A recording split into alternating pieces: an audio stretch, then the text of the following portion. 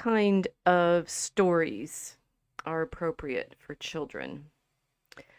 One of the stranger things that has happened since the 19th century is that we have this idea that there are such a thing as stories for children.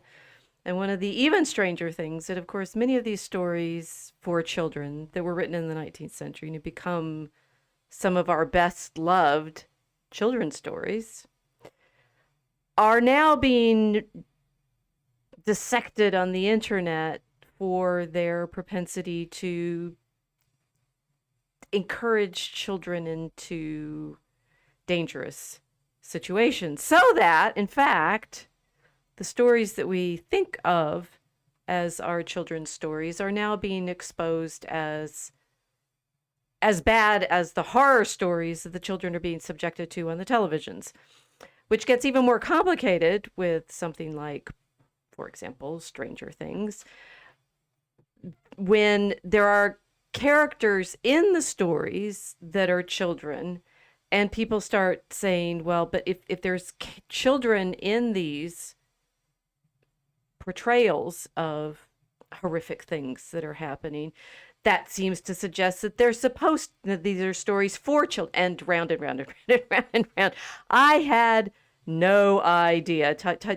Say I'm a noob, right? So you all know I only just started watching Stranger Things a few months ago, back there in October, so that we could warm up to watching the Thanksgiving release of season 5 last week.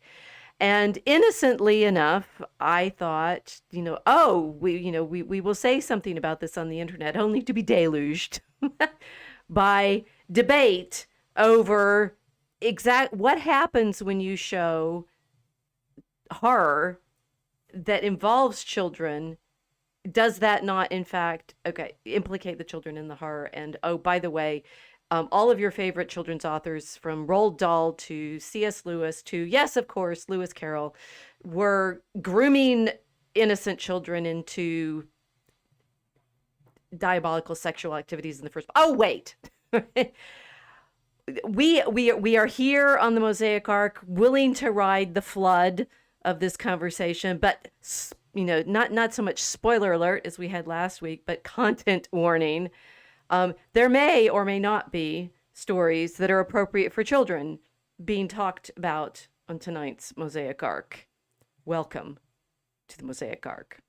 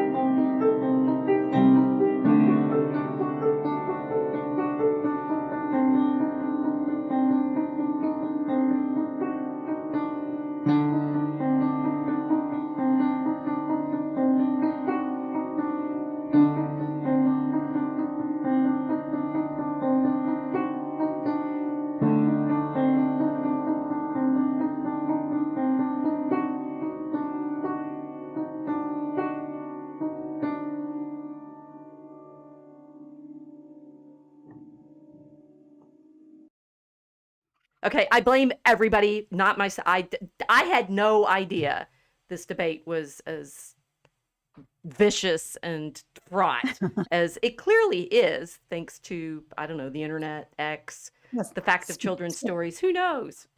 Step in the minefield, did we? Well, certainly. I mean, okay, so everybody, if you wonder what we're talking about, Casey wrote a lovely essay for our newsletter last week. You should follow our newsletter. You can check it out in the comments, in the what do you call the stuff underneath our videos, right? The Comments. well, it's not the comments. It's the informational stuff where all the links are, right?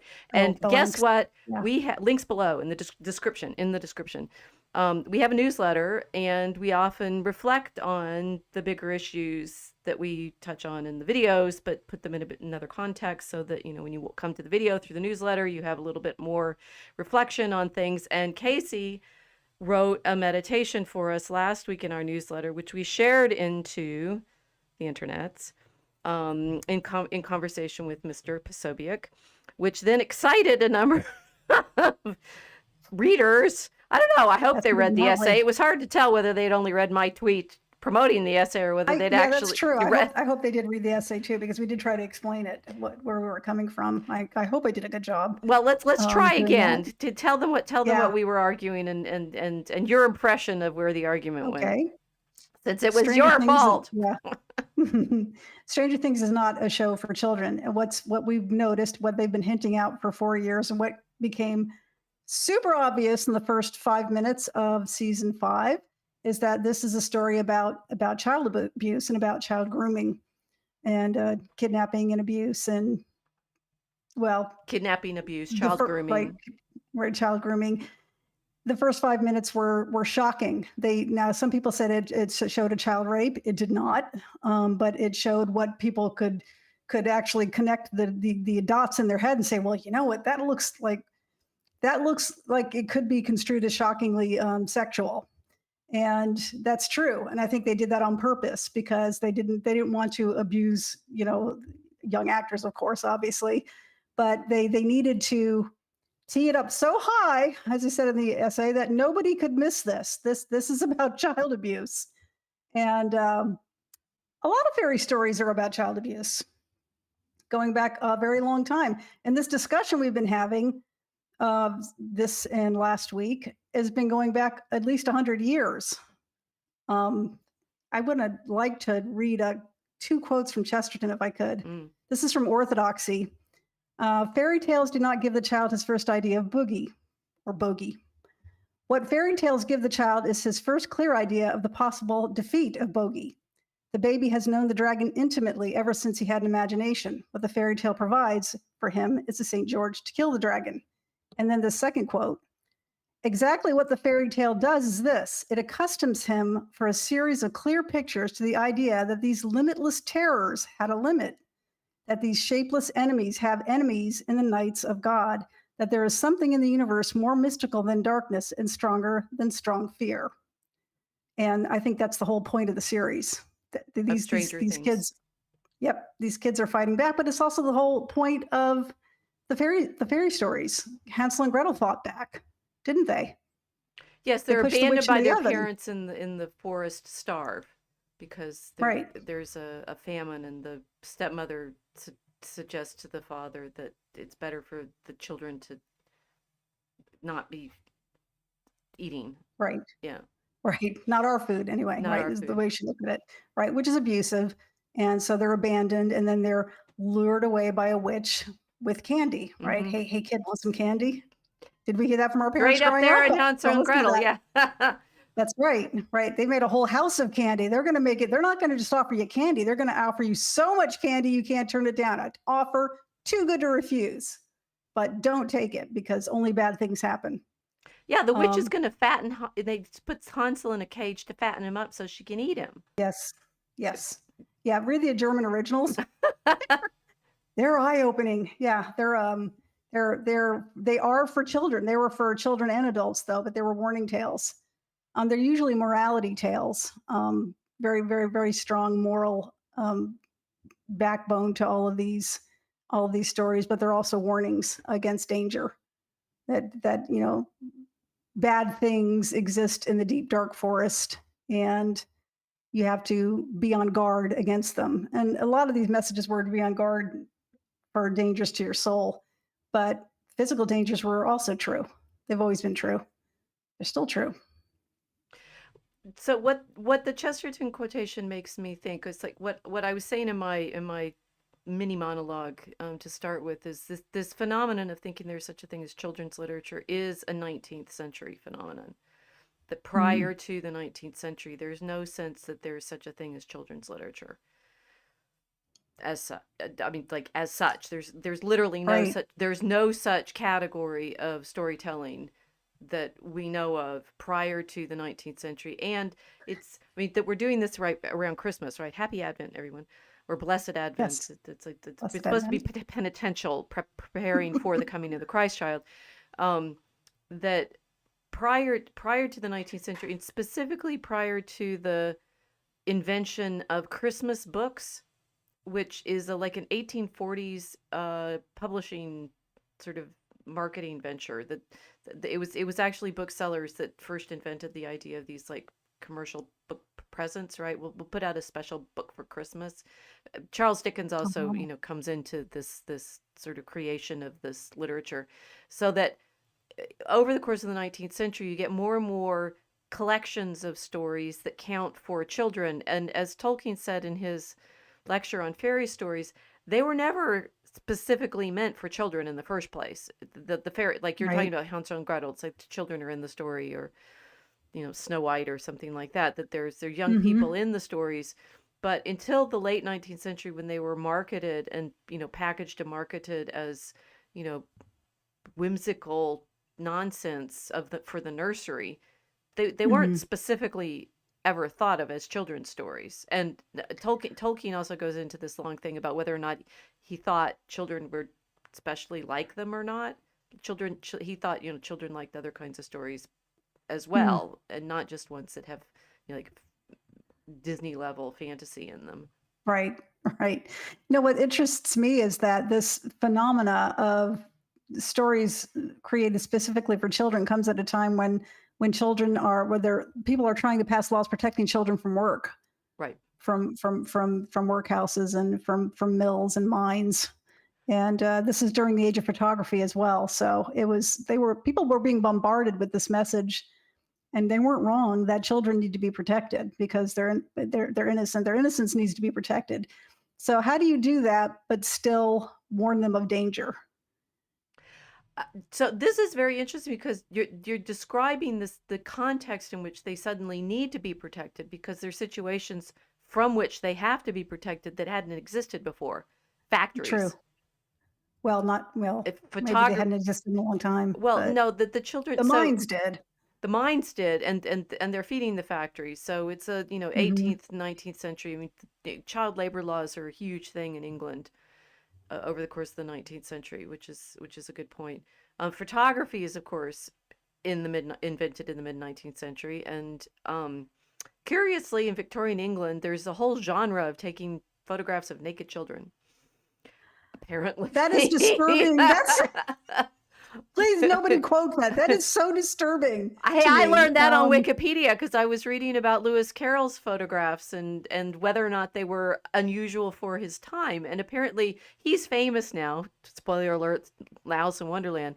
Um, Carroll is famous for taking some pictures of Alice Liddell, who was the friend of his who allegedly he wrote the Alice stories for, and Right. he took he liked taking photographs, so he took a number of photographs of her in either sort of waif-like costumes or naked, clothed like Eve. But apparently he wasn't the only one. There's lots of photographs out there that were taken in the period by um, What uh, I maybe I'm wrong. What was the attitude towards public nudity in Victorian England? I thought it was pretty strictly against it.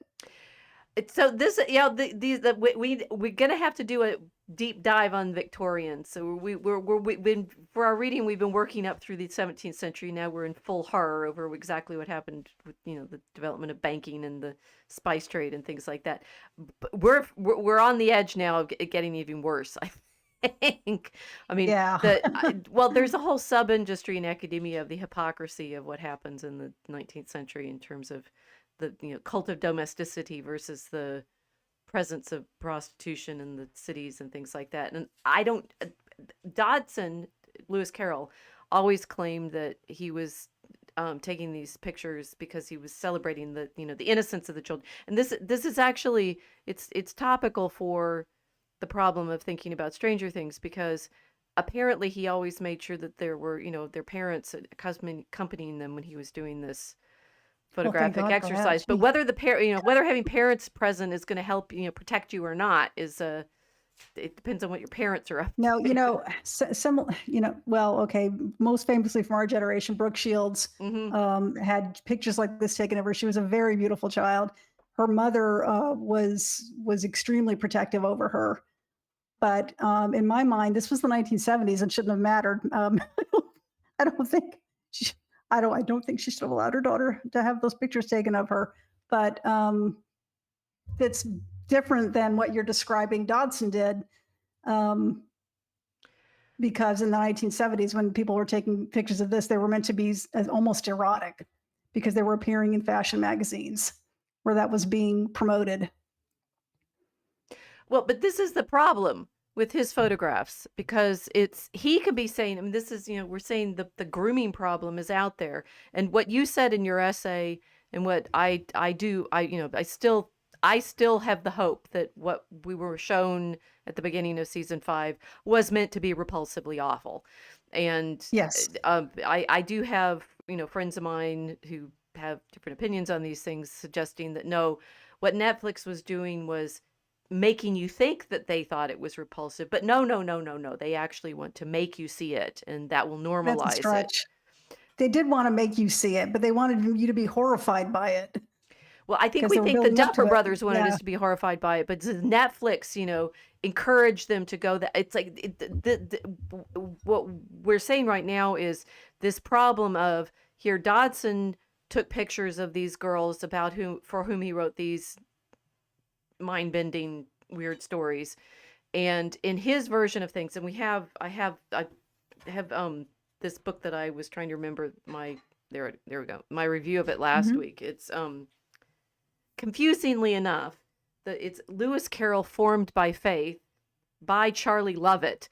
And you realize I can't remember the name of the author and the Lewis Carroll Charlie Lovett, because the other thing you have to understand about Lewis Carroll is that's not his real name. His it's so confusing. His his real name, no, I've gotten all, is Charles Ludwig Dodson. So Lewis Carroll is his pen name, which is a play on first his first name and his middle name, but reversed in Latin. You know, and then this guy Charlie Lovett writes the book about it. I'm like, well, I don't even know whose name is who is whose name. Anyway, you guys, the Lewis Carroll Formed by Faith by Charlie Lovett, and Lovett has gone through all of the published diaries and letters of Dodson to study his Anglicanism, and his Formed by Faith is like his education.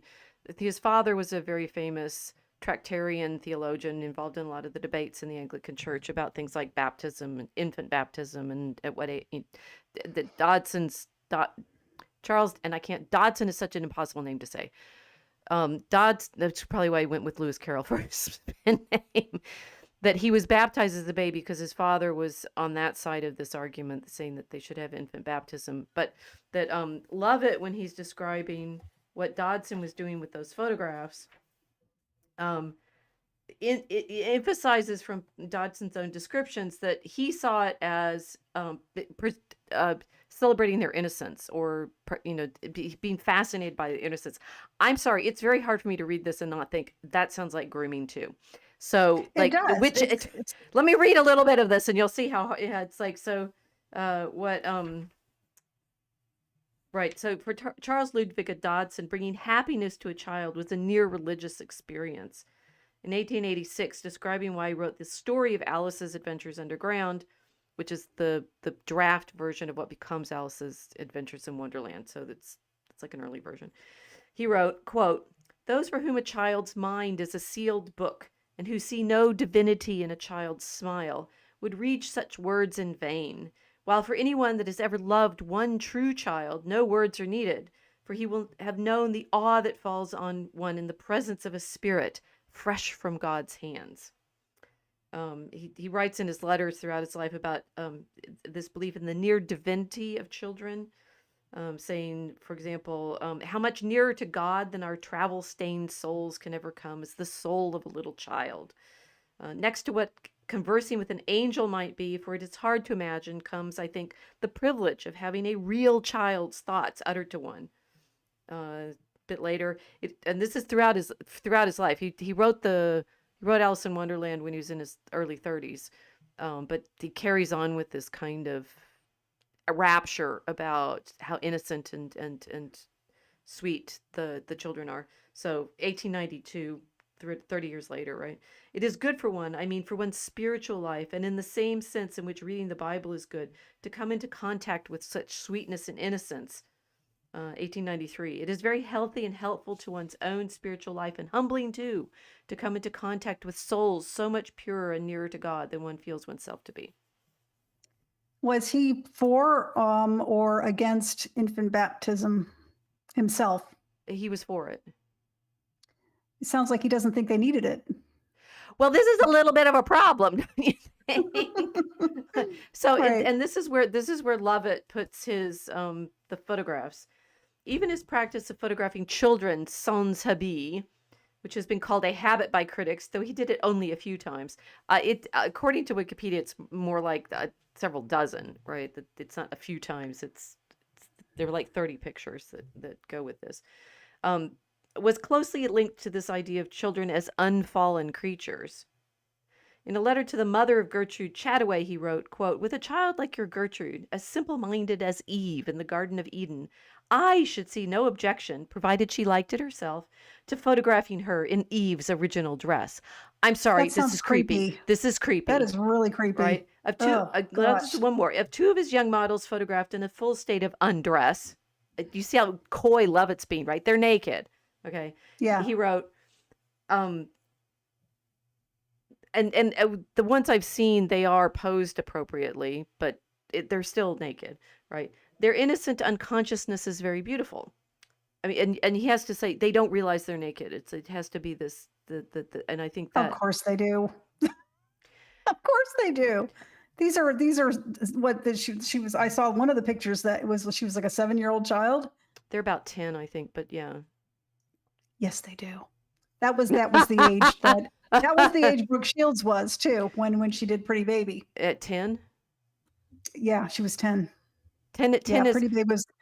it's right around that. I mean, it's straight up in Nabokov when he's talking about in Lolita, right. when whatever his name, Henry Herman, whatever his name is talking about the age of the girls that he likes. And it's when they're right before they hit puberty. They're the most, coquettish and tempting, and they know it. That they know they're doing it, as he's saying it. Well, that's disgusting. Well, we're about to go down the rabbit hole here. This is a problem. So again, Dodson wrote, "Their innocent unconsciousness is very beautiful and gives one a feeling of reverence as at the presence of something sacred." Okay, so I mean, is he? He's no Nabokov, but it's still creepy. Well, it's still creeping me out. But this is problem. That he's thinking, yeah. Well, it's not. I mean, Nabokov was being overtly sexualizing children, and Dodson isn't doing that. At least not in how he's describing it.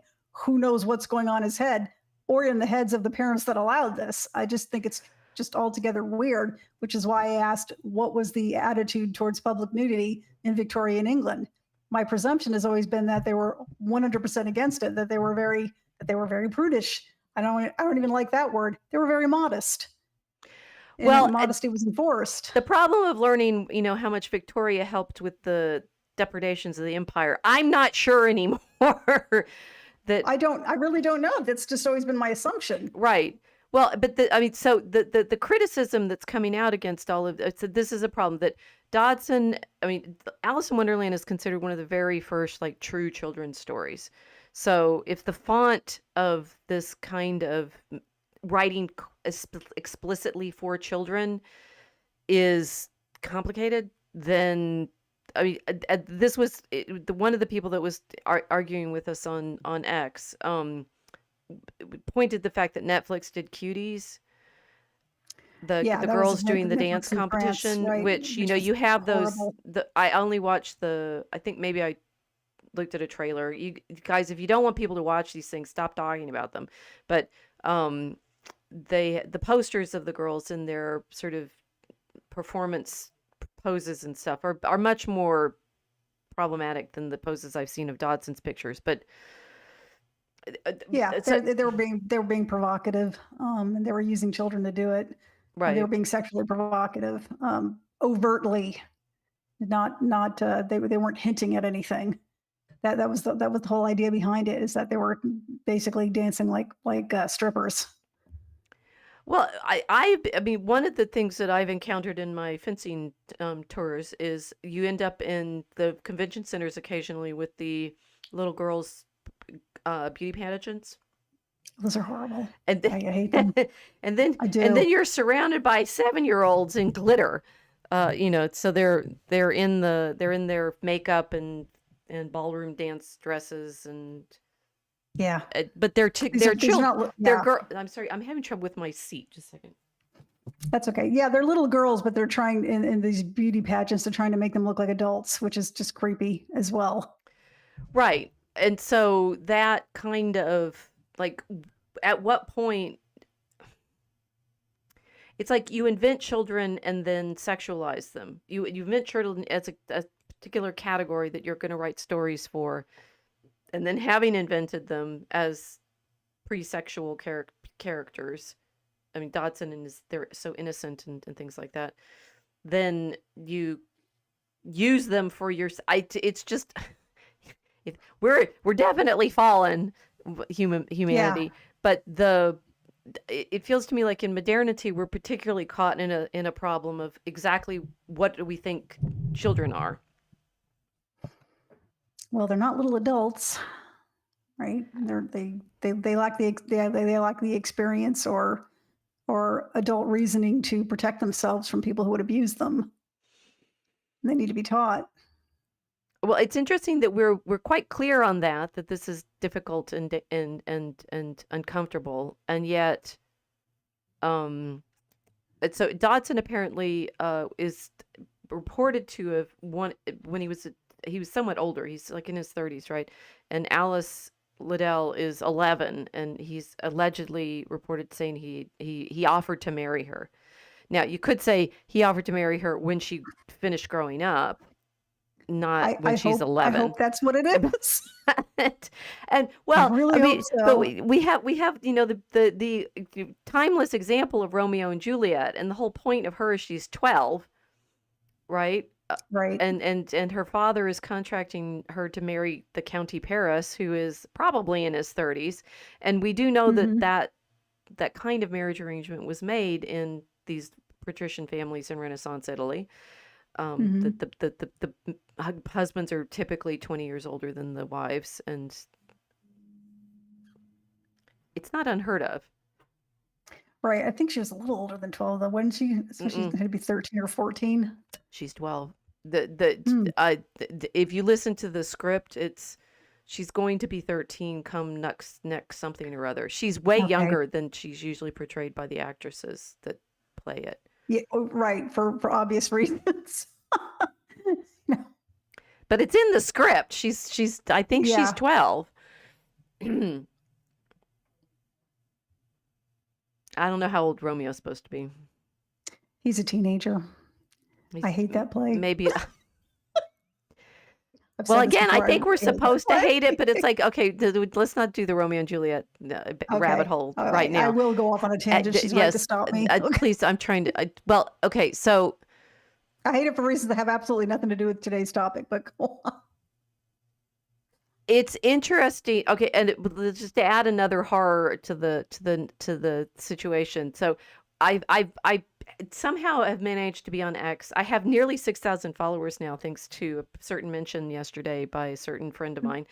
Cool. That means more people saw me briefly before I wink back out into obscurity. And but I don't tend to pursue long debates on X because they're only fun for so long. And then you're just Yeah, like, it's not a great format for it. it's a Yeah. terrible format because very often end up with arguing with people that don't say who they actually are, and so you're just fighting. You have to. Well, anyway, we can do a whole nother stream on the etiquette of bouting on X. Anyway, one of my other longer debates on X was with a woman who was insisting that Christians promote child marriage because of the Virgin Mary. And her premise there was she was pointing to some practices in allegedly the South, allegedly among evangelical Christians who allegedly marry their girls off at 12 or something, and saying that they used the Virgin Mary's age at, here we are in Advent. So if you're reading the Office of the Virgin right now, you're reading the story of the angels coming to her and announcing her conception of our Lord.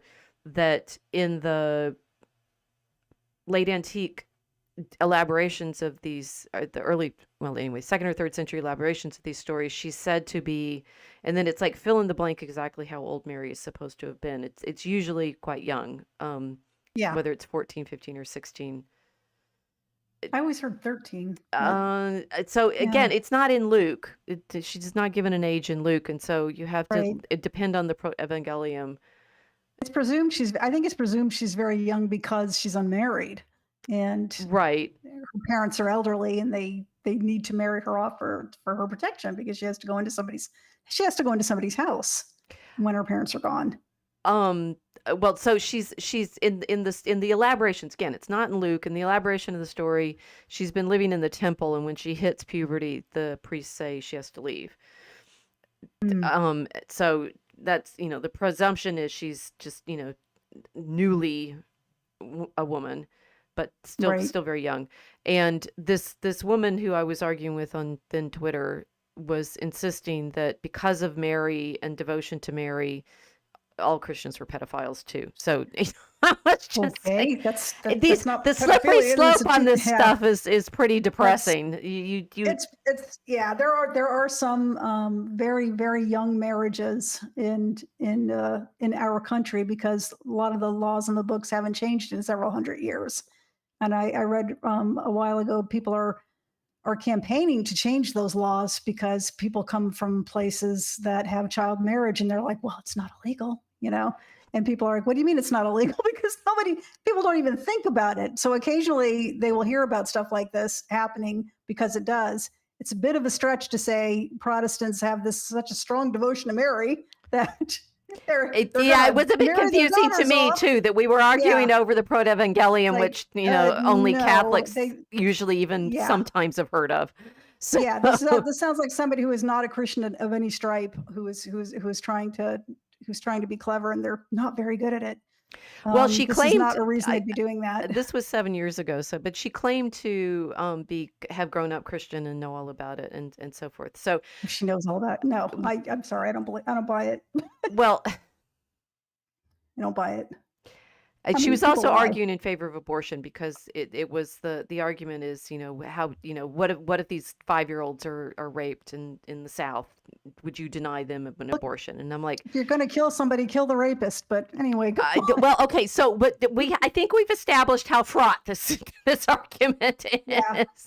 That the sense of what boundaries we should put around children, what boundaries should be placed around stories, the historical problem of, so these fairy stories, we still need to, we did an episode on fairy stories back when we were doing the Kickstarter for Draco Alchemicus, and talked some about this problem.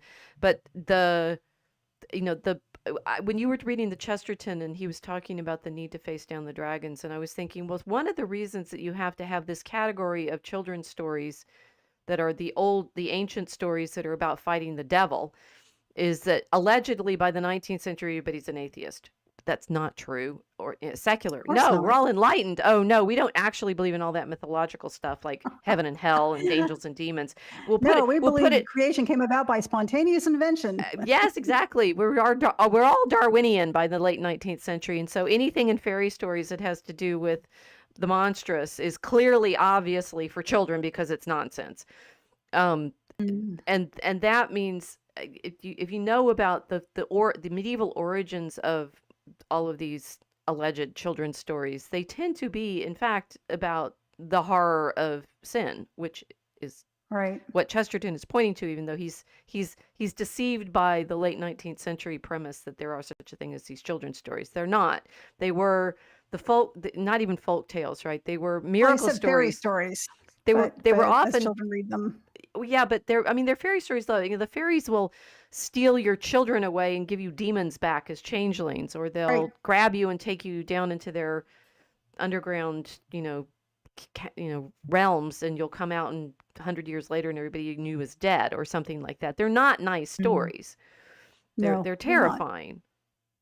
They switch time. They, you know, have your stepmother sending you to starve. It's like, Right. Or sending a woodsman to kill you.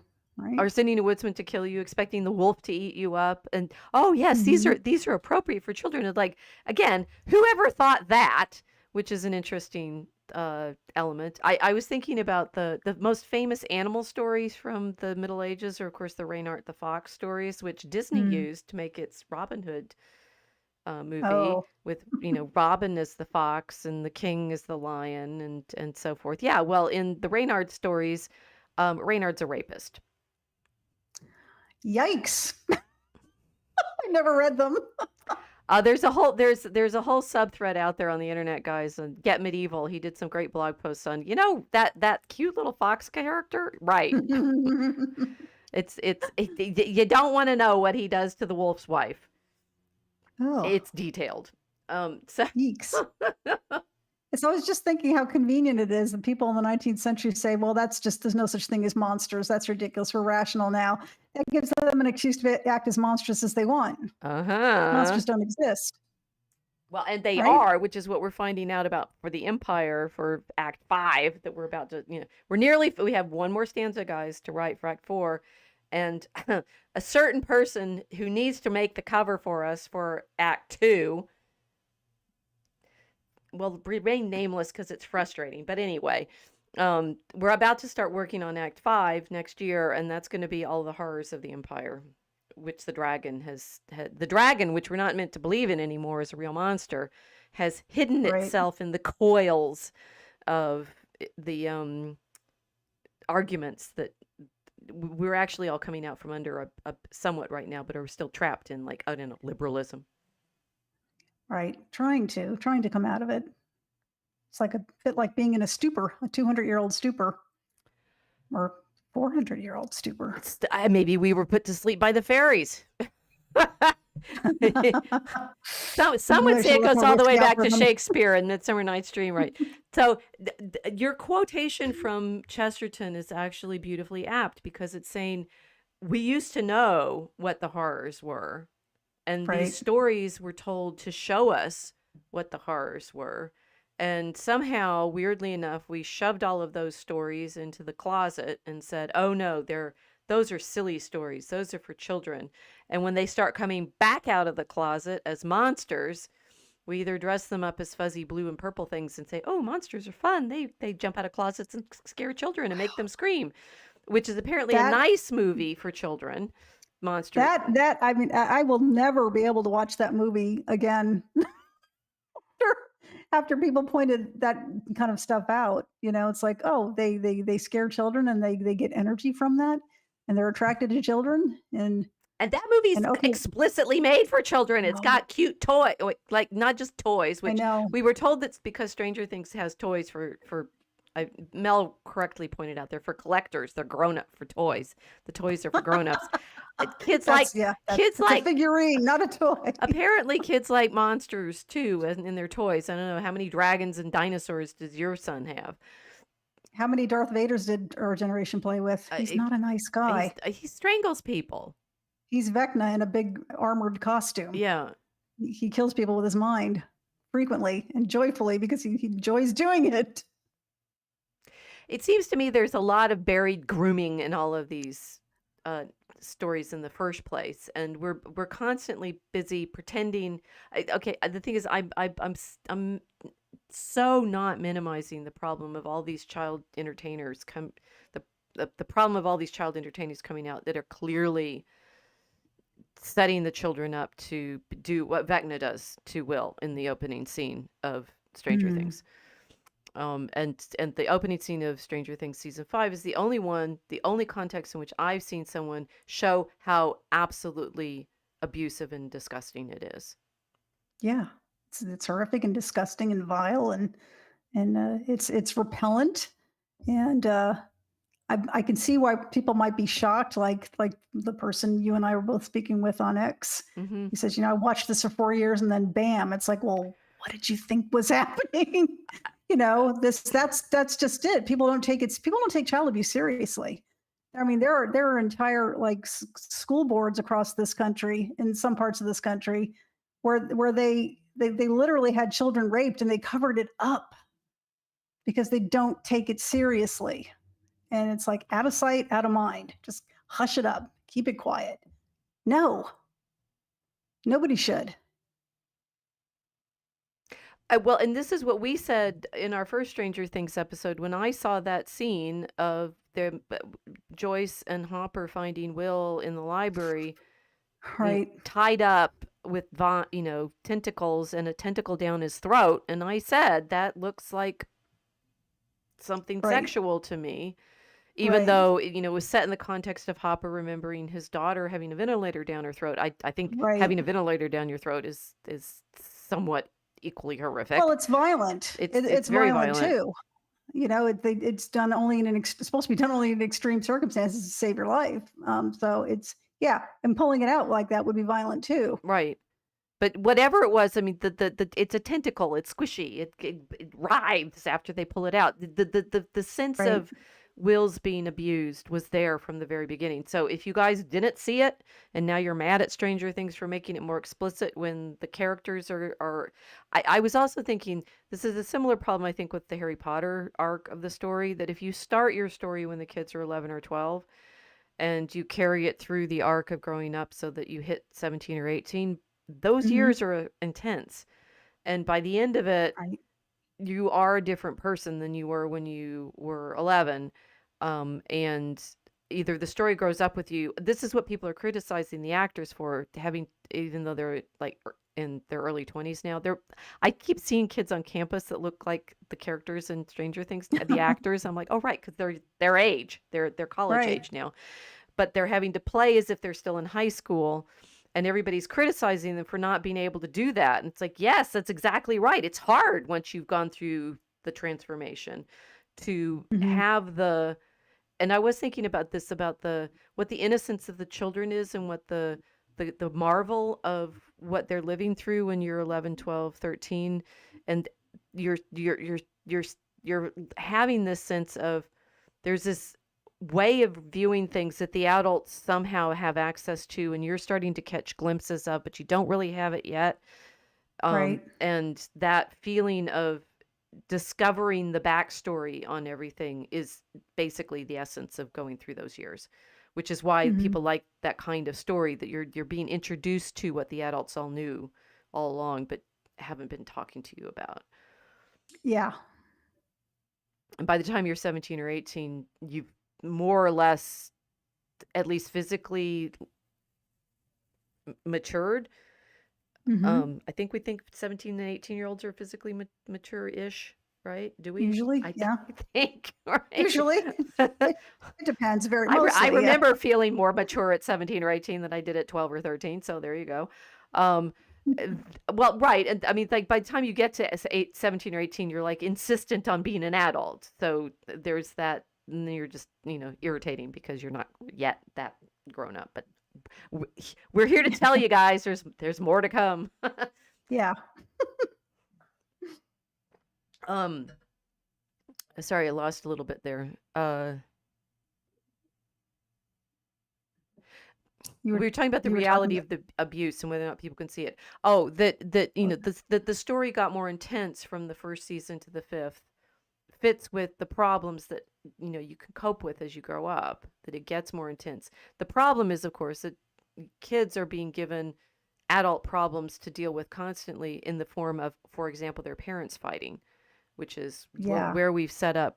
We've got Holly now, which I've started the slide. So we've got Holly in her adventure costume, when in fact, as we know, at this point in reality, she's tied up like Will with something stuck down her throat. Right. This is like the Matrix. Yes. Yeah, she's inside Henry Creel's mind right now, and she doesn't realize what's happening to her physical body.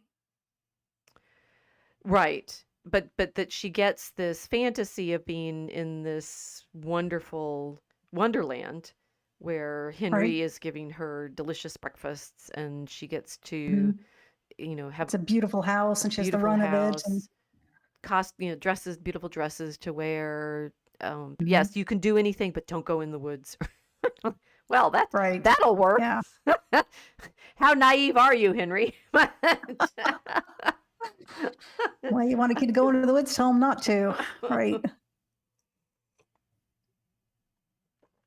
So this is then what, this sort of, what do we do with what's going on in Stranger Things, particularly as it is tying into these children's stories that, on the one hand, like Holly's dressed up now in her little cloak, so she's like Red Riding Hood, and she's got her blue and white dress on, so she's like Alice, which everybody Right. recognizes. She's found her the scarf so that she's like the Boy Scout. She liked the fact that it had the connector on the scarf, and she's got Yes. her bag and her equipment and stuff. She's going to go off and have And adventures. yeah, and she looks just like the figurine her brother gave her, Mike gave her, of the cleric Right. in D&D. So she's dressed just like her. She's also dressed just like Alice in Wonderland, but in reverse, right? Because the pinafore is blue and the background is white. And Right. the bow is in the front instead of in the back. So everything's kind of reversed. Everything's the same but different. So what do we, I mean, there's this sort of, there's this two levels of like, what do we think of the way Stranger Things is using this, and what do we think of Alice in Wonderland itself? One, it's Yeah. obvious that this is another of the echoes that the Duffers are playing off of, because Henry's sister is named Alice. I'd missed that. Yeah, I did too. I just caught that a couple of days ago. Right. And in the scenes that we have of Alice, apparently she's in this yellow dress, and then Holly, in one of the mini dresses that she tries on before she ends up in the blue and white one, is in the yellow dress. So, Because it's his sister's dresses. It's almost like he's replacing his little sister. oh, okay, I hadn't thought it through that at that level, but that That's what I think. she's Yeah. Holly is Alice. There we go. Right. So we know Holly is Alice, and we know, because of the dress you're describing, that's reversed, because this is the Disney Alice, who is in Mhm. fact following the costume that Tennille uh, gave to Alice in his sketches for the books, right? But the Disney Alice is in her Right. blue dress with a white apron, and Holly is in Mhm. her white dress with a blue like skirt and bib. Right. Yeah, that was well done. What are you thinking? Are we ready to go down the rabbit hole? Here we go. We're going down the rabbit hole with the cards and the clock. Oh, this is, yes. So one that the Stranger Things fandom out there. I'm sorry, guys. I had no idea you were so giant, and I'm kind of horrified. I like the rabbit hole of going down Stranger Things fandom is, in the book, Alice falls and falls and falls and falls for a very long time. That's what happens. Suddenly try to catch up on the Stranger Things fandom. It will not. But there's no bottom. But the clock that he's been obsessed with, this clock Mhm. in season 4. That's from Alice in Wonderland too. Right. Like, it's It all from is. Alice in Wonderland. So the speculations are gonna play out Mhm. immensely, or are we actually in some kind of Wonderland, and they've the Duffers have said it's not going to be like a dream, so they can't just have it be like Alice waking up from her dream and finding out she's still Mhm. by the river with her sister. But we're down the rabbit hole, and of course, once you go down the rabbit hole, there's no going back. Are we ready to go in? Let's do it. Okay, here we are. So here's Dodson, and I was inspired to want to talk about this because I'd done a review for the Journal of Religion of this Charlie Lovett book. And I was particularly, so when in my review for the book, I said, yes, fine. I've never really studied Lewis Carroll that much, but I obviously studied Tolkien and I studied Lewis. And so I'm interested in their deep backstory as writers of English stories. And Dodson is obviously the, sort of the OG Oxford Don, he taught mathematics, who writes children's stories that make him famous. Dodson became incredibly famous in his lifetime, so much so that he was constantly invited to give lectures to children.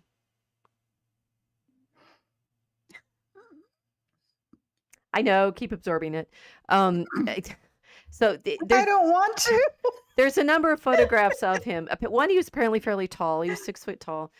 Two, we have a number of photographs of him. This one I picked is around the age that he was when he wrote the Alice books, and he allegedly first told the story of the Alice books in on 4th of July 1862, when he had taken the Alice and her sisters Edith and Lorena, the children of the dean of Christ Church, on a rowing trip up the river from Oxford. So he's taken the girls. He's himself is 30 something. How old is he? 1832. He's 30. So he's 30 and he's taking these girls up the river. And apparently he just sort of made it all up that day. This kind of nonsense story for them, and claimed for the rest of his life that he didn't really know where it all came from, where the story came from. It was just sort of thinking, well, what happened? There's a rabbit hole. You go down the rabbit hole, and nonsense.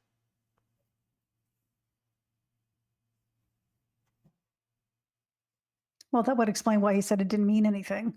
That he was just creating an entertaining story.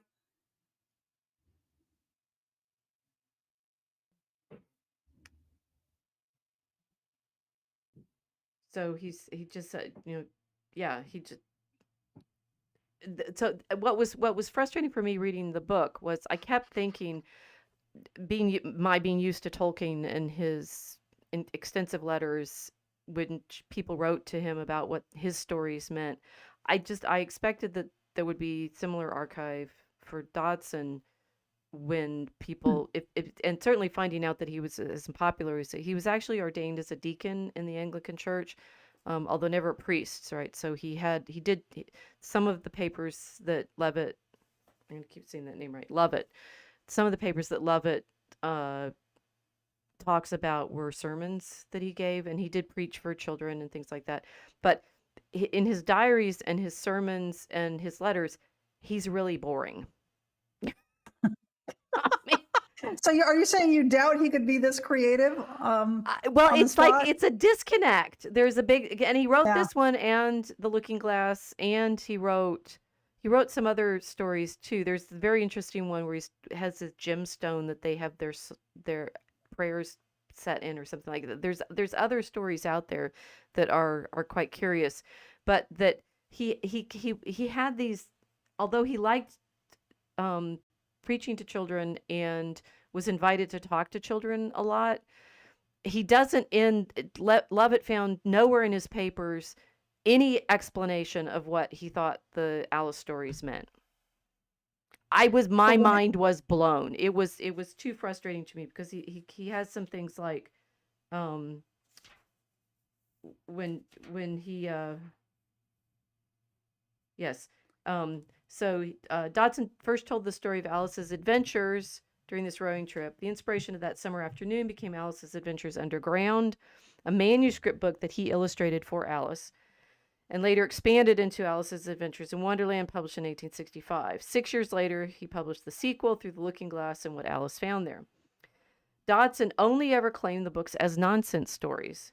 As to their religious nature, he wrote, I can guarantee that the Alice books have no religious teaching whatever in them. In fact, they do not teach anything at all. And you're just like, this is so frustrating because he is otherwise intensely interested in educating children in their faith. And yet the thing for which he is still famous, he claimed had no point. They're just nonsense. How many religious texts did he write? So one of the interesting things that Lovett talks about is his diaries. He has like long things on it's his prayer life, and let's have an example here.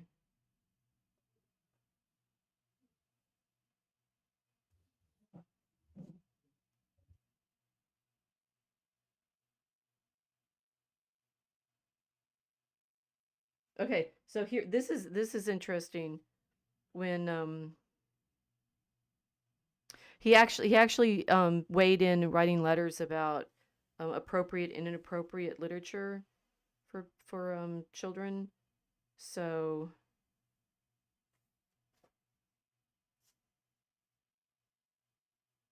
for example, Lovett is saying he supported the idea of raising the age of consent and of doing everything possible to protect young girls. He objected strongly to publishing details of prostitution and abuse, because that's what they're having the problem with in the period.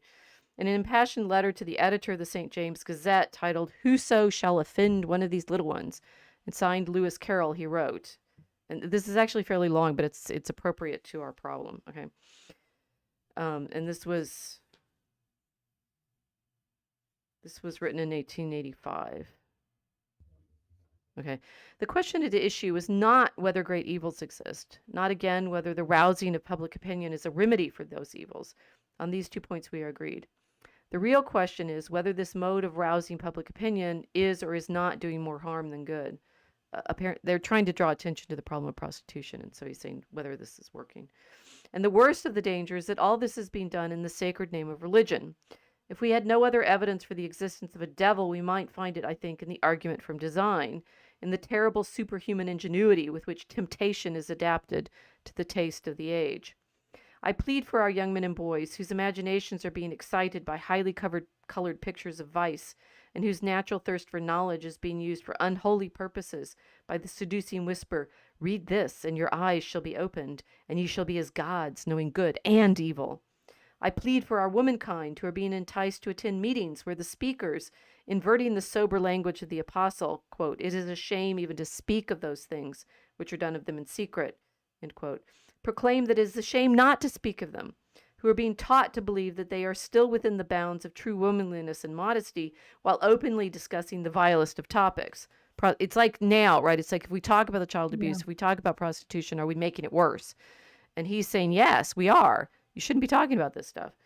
And who all too soon prove by the eagerness with which they turn to what so lately was loathsome to them, exactly the argument that was being made in our debate on X, right? Mm-hmm. If you show this stuff, people become enticed by it. That there is but one step from prudishness to pruriency.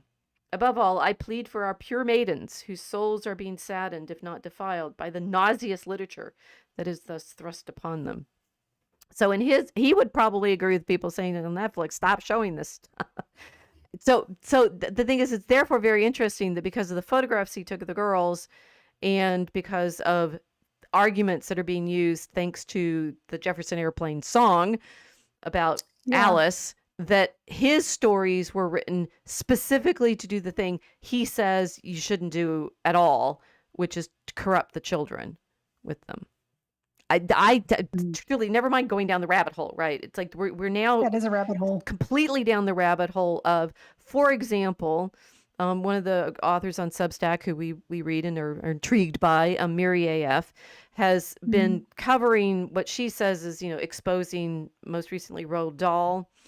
Also, she's done stuff on C.S. Lewis, hinted at saying it's Tolkien, and footnoted, but the footnote went to a weird, not really great. It was like a bunch of videos that have been removed from the internet, so you can't watch them. But anyway, saying that Alice in Wonderland has been used by MK Ultra mind bending programs. So there you go. Lewis Carroll is part of it. I'm sorry, that's absurd. Even if you give that, maybe his fascination with the innocence of these little girls was weird, which I think it was. It's a bit of a stretch to say, and then he helped found the MK Ultra program. That's like you said, it's the Jefferson Airplane thing because they turned it into an LSD song. Right. But this goes back to the argument that in all of this mind control training. Miri is suggesting that C.S. Lewis, not just Lewis Carroll, but C.S. Lewis is purposefully doing this in the Narnia stories, and that there's weird, um, associations between him and the character and the woman or the girl that he modeled Lucy on. That was Eventually, his goddaughter, wasn't it? yes, but Was he? again, there's, why is this older man interested in this 16-year-old, or maybe she was 14? Why is she living in his house?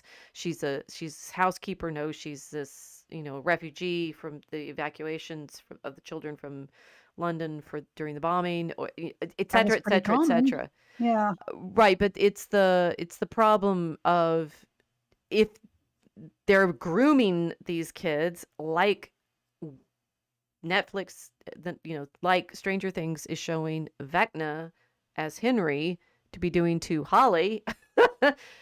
Yeah. He is Dodson here in his Henry character, and he's actually a Vecna. I couldn't say just based upon anything other than he had what today would be considered a very odd fascination with the innocence of children and their naked bodies as an expression of that. That's just I don't that's just icky to even say, but that's what it is. It's icky to me to say because I've just seen how that children have been abused. After the invention of photography, nobody could ignore it. Right. I'm sure it happened before the invention of photography, but the photography itself became a vector of abuse. Well, I was making a joke when we were prepping for this tonight, saying if you give artists a tool, and they'll instantly be Right. they'll be making images of naked girls. So Yeah. the Venus of Willendorf, just start there, right? Although she's fat and bulbous, Yeah. so maybe she's a grown woman. But all the Aphrodites She's a from the fertility. Greek statues, and the Yeah, but those are all women. right, it's Eve, so I get to paint her. Oh, it's Eve, right? That there's Not the always goddess of lust. It's Eve, well, right? no, but in things like the Ghent altarpiece, is Van Dyck painting Eve because he likes looking at naked women? Well, there she is next to the angel She's playing the not. organ. She's not a very attractive one. If that was true, I think that she's particular supposed to be painting. attractive, though, just because Really? yes. I don't. She's Ugh. Eve. I mean, it's not just Milton who describes. So you could say Milton. Is it Milton's fault that we have this image of our first mother Eve? And and I tell you, the scenes of Adam and Eve in the garden in Milton are pretty. She's sexy, in a very completely chaste way, of course, because Okay. they don't have lust Is before the that fall. okay? I'm not sure that's a thing, but Well, sexy even chaste Augustine worried about this. yesterday. Oh, okay. So here we go. This is, we've gone down the rabbit hole. See, the metaphor works constantly. So yay, Dodson. The the now I forgot what I was talking about. Which rabbit hole did we just fall down? Oh yes, of Mary. That one of the books that I've reviewed, another books that I've reviewed is one of Gary Waller's books. He's written a number of books on the late medieval devotion to Mary, including a study of Walsingham and so forth. I'm not sure he's thankful to me for the review I did of this book, because he's talking about how the late medieval scholastics were all completely prurient and always worrying about Mary gynecologically. And look, they talk about what age she is and how she conceives and such like that, and ooh, gross. And I had a problem with that because the people that he's citing saying that that's the obsession that they have are the Protestants, Oh, who are right. pointing out that, these Catholics, they're also prurient and such. They talk about all these things about Mary, and I'm like, which of Right. So you is they making were this prurient? yeah, It, they it- were ascribing it to them as a way to defame them and like right, steer people away from them while doing it themselves by while drawing doing it attention themselves. to it. Same thing they're doing today. Yeah. Well, but this seems to be a persistent problem. It's the one that Dodson is pointing out in that letter when he's saying if you're Hmm. talking about prostitution, if you're doing demonstrations of, there's one reference in what I didn't read to someone who bought a girl for like 3 months, and I don't know. It's like if you're doing this to make people aware of the abuse by demonstrating the abuse, are you making it worse or or are you actually drawing attention to the problem and therefore hoping that people will turn away from it? And Dodson was saying, if you show, it's like you and I are of an age when they took us to the gym and showed us the videos of all the drug use. Oh, we actually had film strips and videos. No, we had a case go on, like a physical case going around with samples that inside under plastic of what the drugs look like, and somebody poked a hole in it. Brilliant move, guys. I really remember these videos of, you know, there was this one like. person who got in, like, it did messed up his metabolism so badly, so I got hugely fat. Oh no, but we heard the stories about about what people. Yeah, I remember that one video now. Yeah, it was about 7th grade. Yeah, what happens when you're on PCP? That was the really bad one. It was like it was like bath salts of the day. People would do horrific things to themselves and others when they were on this, and you got to hear all these lovely stories. Don't do drugs, kids. This is what they'll do. Yeah. Henry, you know, I mean, it's funny. It's okay. It is funny in Stranger Things having Henry tell Holly, "Don't go in the woods." It's like straight out there. That's the first place she's gonna go. Well, she didn't want to go, but that was interesting the way they did it. This, you got a letter saying, "Oh, come all meet me right all now." Of an hour. Wait, but you told me not to, right? But this is the way people snatch children too. They say, "Oh, your right, parents yes, sent me here to get you," you know, or your parents are in trouble. You need to help them, you know. So yeah, right. I don't want to. Too bad. Spoilers if anybody hasn't watched it yet, but that's that's the letter Max writes because she said, "Because I knew you'd come. I knew you'd come through the woods there if I said Henry needed you." So she was using a tactic. Okay, this is really hard. The big question, which is the one that Dodson was worried about, is how do you teach virtue and warn, you know, young people against things without enticing them to do the very things that you're warning them against, and given that the grooming, and I'd say, so although I'm not sure that I agree with Mary about all of the evidence that she's finding about these authors, what I do absolutely agree with her about is, and this she's pointing out in Roald Dahl's books. She said she met Roald Dahl and he wasn't very nice to his young fans, including her. So, right, you know, yeah, okay, whatever. But that there's characters in his stories that are specifically bad because they prevent you from reading your books. And that the worst grooming that I am aware of that's going on out there in reality right now is in books, particularly the ones that are, you know, in the school libraries, which the parents have been drawing out. They like read them out loud to the school boards, and the school boards like faint and have to close the meeting down and shut them off. And it's like, it's in the kids' books. Right, but they won't take the books out, right? Because they know what they're doing. They do know what they're doing. And yes, there is a way to present things that isn't prurient, I think. There's absolutely nothing prurient about Stranger Things season 5. Nothing. Unless you're so degraded a monster that you would find something attractive in that. I thought it was well done. I do understand what in the 19th century Dodson was writing about, because there was a lot of there was probably a lot of chick lit being written back then, probably not the same as it is today, which is probably a lot worse. But I don't know if you've read. I've read. So there's a book by Robert Darnton on some of the pornography written in the 18th century. Believe me. I read some, but it's filthy. Or Casanova. He had, his reputation is well earned, at least as in literary terms. So if he didn't do everything he describes, man, did he have an imagination. What I meant was that the literature that was targeted towards women. I don't think any of that stuff was. That doesn't mean they didn't get their hands on it. I have not read Fanny Hill. I hear it's quite lively. No, it's gross. It's gross. But because I said, how bad could it be? So I found a copy of it on the internet. So I'm going to read some of this. I'm like, oh, it's so bad. I really wish I hadn't read that. The Marquis de Sade is really as bad as you've heard. Yeah, it is. I've read some of it like this, right? And you just don't want to. It's dreadful. I understand why he was put in prison now, right? Because it was corruption of morals. Absolutely. Yeah, so it's a real thing. And the corruption of morals is a real thing, and they tried to get rid of that, and they successfully did it, which a move which I hope is temporary in the country. by claiming, free speech rights were under attack if you couldn't produce pornography. This was Hustler magazine, I think, brought this suit. And it was like the People versus Larry Flint. Woody Harrelson was in this movie about it. But now that's been extrapolated onto children's literature. We should be able to sell porn to kids. Why not? Because they're not adults, right? Now the border between children and adults is being erased so that people can groom them through books. Yes.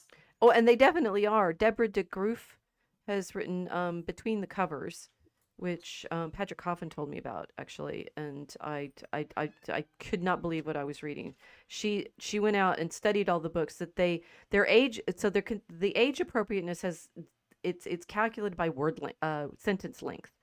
So all they have to do to get books in as younger age listings is make their sentences shorter. That's absolutely disgusting. Yeah, and if you read, if you want like intense examples of the kinds of literature that the parents have been protesting about when they finally find out about it, it is the creepiest grooming you've ever imagined, and worse. And it's exactly the kind of, Henry saying to Holly, well, your parents wouldn't understand. You need to be protected, don't you? You need, and then it goes into like detailed sexual acts that are exactly what everybody's worried that, well, they claim Milo was encouraging, which is, horrible and ironic since he was subjected to it.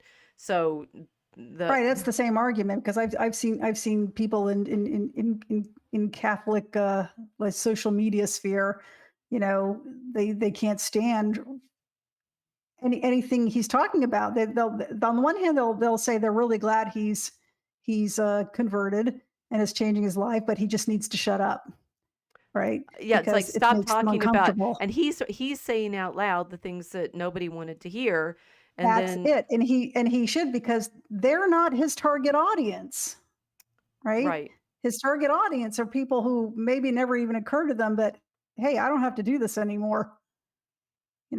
It's okay to not want to do this anymore. Because you've been groomed by these books that you read. And the books, I think the books are actually even more dangerous than the television, precisely because people think of books as virtuous. People think, oh, you're reading a lot. This is good. You get stars for, and that's that was Mary's point. Right. That's what she's making the point with.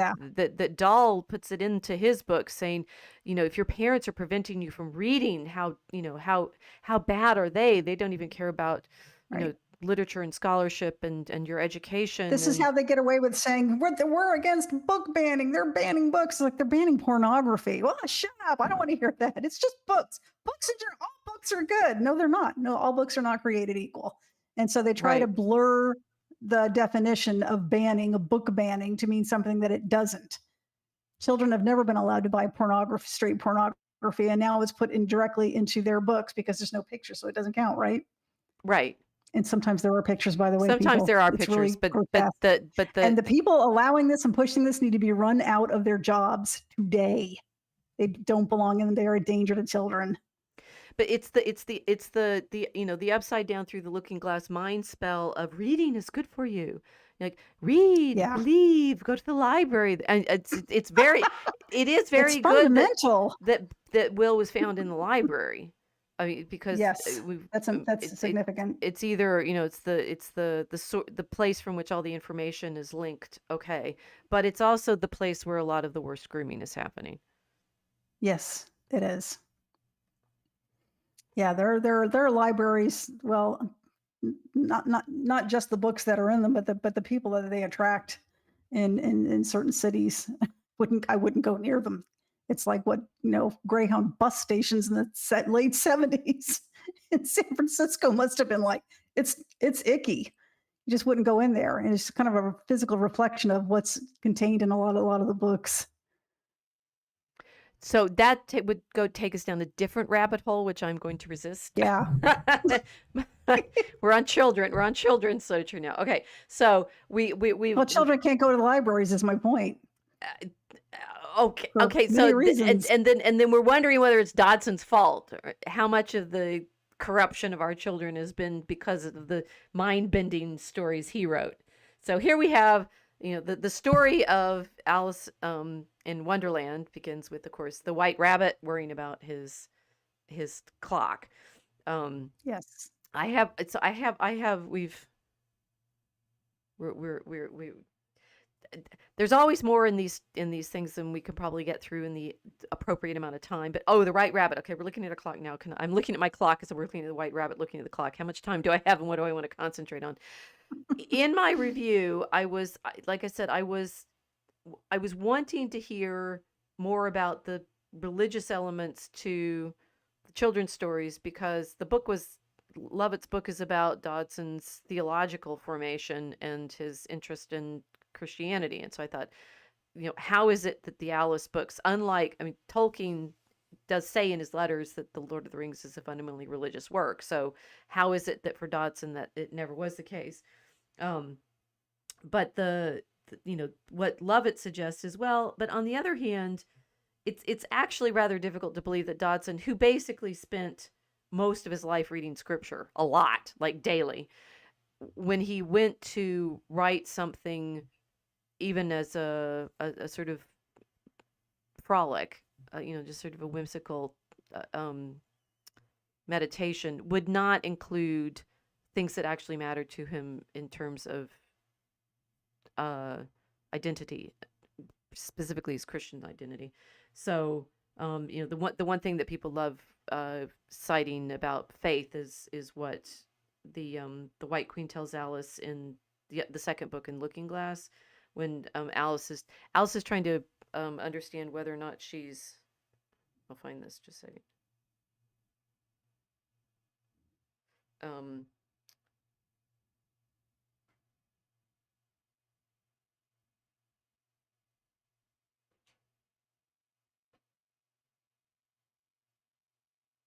The Queen is trying to keep her from crying. And the Queen is saying, "Consider what a great girl you are. Consider what a long way you've come today. Consider what o'clock it is. Consider anything, only don't cry." Alice could not help laughing at this, even in the midst of her tears. "Can you keep from crying by considering things? That's the way it's done. This is the White Queen she's talking to, not the Red Queen. This is the way it's done," the Queen said with great decision. "Nobody can do two things at once, you know. Let's consider your age to begin with. How old are you?" "I'm 7.5, exactly." "You needn't say exactly," the Queen remarked. "I can believe it without that. Now, I'll give you something to believe. I'm just 101, 5 months and a day." "I can't believe that," said Alice. "Can't you?" the Queen said in a pitying tone. "Try again. Draw a long breath and shut your eyes." Alice laughed. "There's no use trying," she said. "One can't believe impossible things." "I dare say you haven't had much practice," said the Queen. "When I was your age, I always did it for half an hour a day. Why, sometimes I've believed as many as 6 impossible things before breakfast." There goes the shawl again. That, a conversation being oh yes, that's the faith. It's like, I can believe impossible right. things because faith is impossible, which is not what they're talking about. They're talking about holding contradictions. But so is there any element that's more substantive in the Wonderland stories?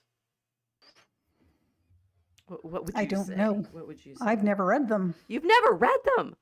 Have you Nope. watched? So you've seen them as movies? I watched the movies. You Yeah. watched the Yeah, I've seen the movies. movies. I've watched the movies. Yeah. Yeah. But I do remember the 6 impossible things before breakfast. I do remember that. It's not ascribed. It's ascribed to Alice's father in the movies, but yeah. Well, it comes from Through the Looking Glass, and it's in this conversation she's having with the Queen. So it's the Queen who believes the 6 impossible things before breakfast, which everybody constantly quotes as, "Oh, well, this must be how you can have faith." Because that, going back to what we were starting with, Well, the fairy stories get shoved into the children's nursery by people who have decided they've grown up from believing. right. 6 impossible things before breakfast. Like you said, it's studying contradictions, which means that you can believe, you can have faith and believe in God, and you can still study science and try to figure out how things work. He taught mathematics, so that Right. makes sense to me. Well, But so that for was the most part, contradiction. the contradictions. So let's do an example. Okay, so we have the white rabbit worrying about time is an interesting setup. The caterpillar, which is of course the Hmm. it's The hookah smoking it's caterpillar. the hookah smoking caterpillar, which is the one that is used on the poster to make you think that this is all a big drug trip Yes. because of the Because what else caterpillar. could it be, right? Because Right, and also because Jefferson Airplane said so, and they were at Woodstock. That's yeah. yes, one pill makes you larger, one pill makes you small, and the months that mother give you don't do anything at all. Like, do I know the rest of the refrain? I do, but I don't want to give them airtime because I'm now a little annoyed. Why? Why? I It's a think great just song. Haven't we all like tripped out on it it? is a good. It's. I haven't tripped out on it, but I've enjoyed listening to it. But it's just that you know this mathematician wrote what I thought was a pretty complex story that he says is about nonsense. It's a worldwide cultural phenomena. He gives lectures to children for years to come. When he dies, he leaves all of his money to the Great Ormond Street Hospital for Children. And in the 60s, it's just a drug song, you know. So that's annoying. Succinctly problematized here.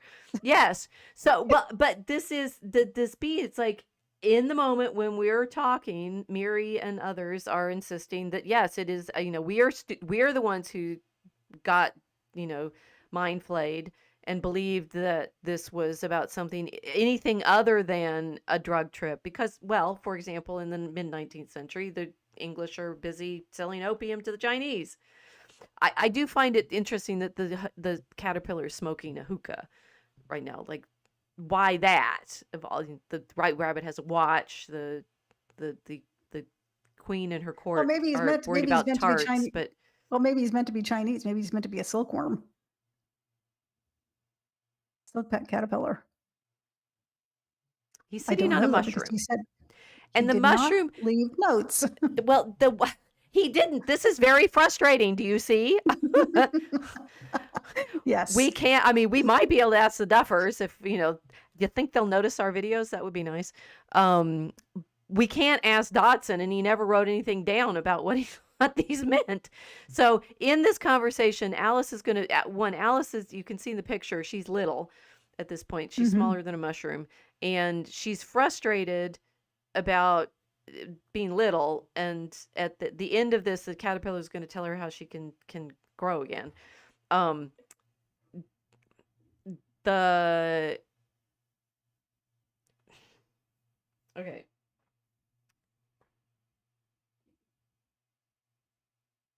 Let's read some of this. Since you haven't read it, and clearly nobody else has because nobody I wish reads I the had books. now. Didn't you know that reading the book is the virtuous thing to do? How could you only watch the movie and not read the books when we all know that reading the books is what the virtuous kids do? Okay.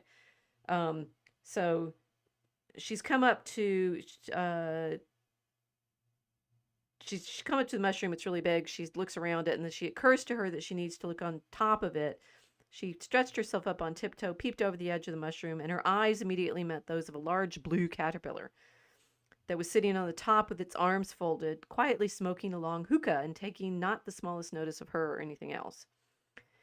The caterpillar and Alice looked at each other for some time in silence. At last, the caterpillar took the hookah out of its mouth and addressed her in a languid, sleepy voice. Okay, the caterpillar's drunk, Mhm. drunk, right? Yes. It's Who opium smoke. are you? Said the caterpillar. This is actually the substance of what this conversation is to be about. Who are you? This was not an encouraging opening for a conversation. Alice replied rather shyly, I hardly know, sir, just at present. At least I know who I was when I got up this morning, but I think I must have been changed several times since then. What do you mean by that? Said the caterpillar sternly. Explain yourself. I can't explain myself, I'm afraid, sir, said Alice, because I'm not myself, you see. I don't see, said the caterpillar. I'm afraid I can't put it more clearly, Alice replied very politely, for I can't understand it myself to begin with, and being so many different sizes in a day is very confusing. She's been eating the cake and growing and shrinking and such, but now Right. she's little. It isn't, said the caterpillar. Well, perhaps you haven't found it so yet, said Alice, but when you have to turn into a chrysalis, you will someday, you know. And then after that into a butterfly, I should think you'll feel a little queer, won't you?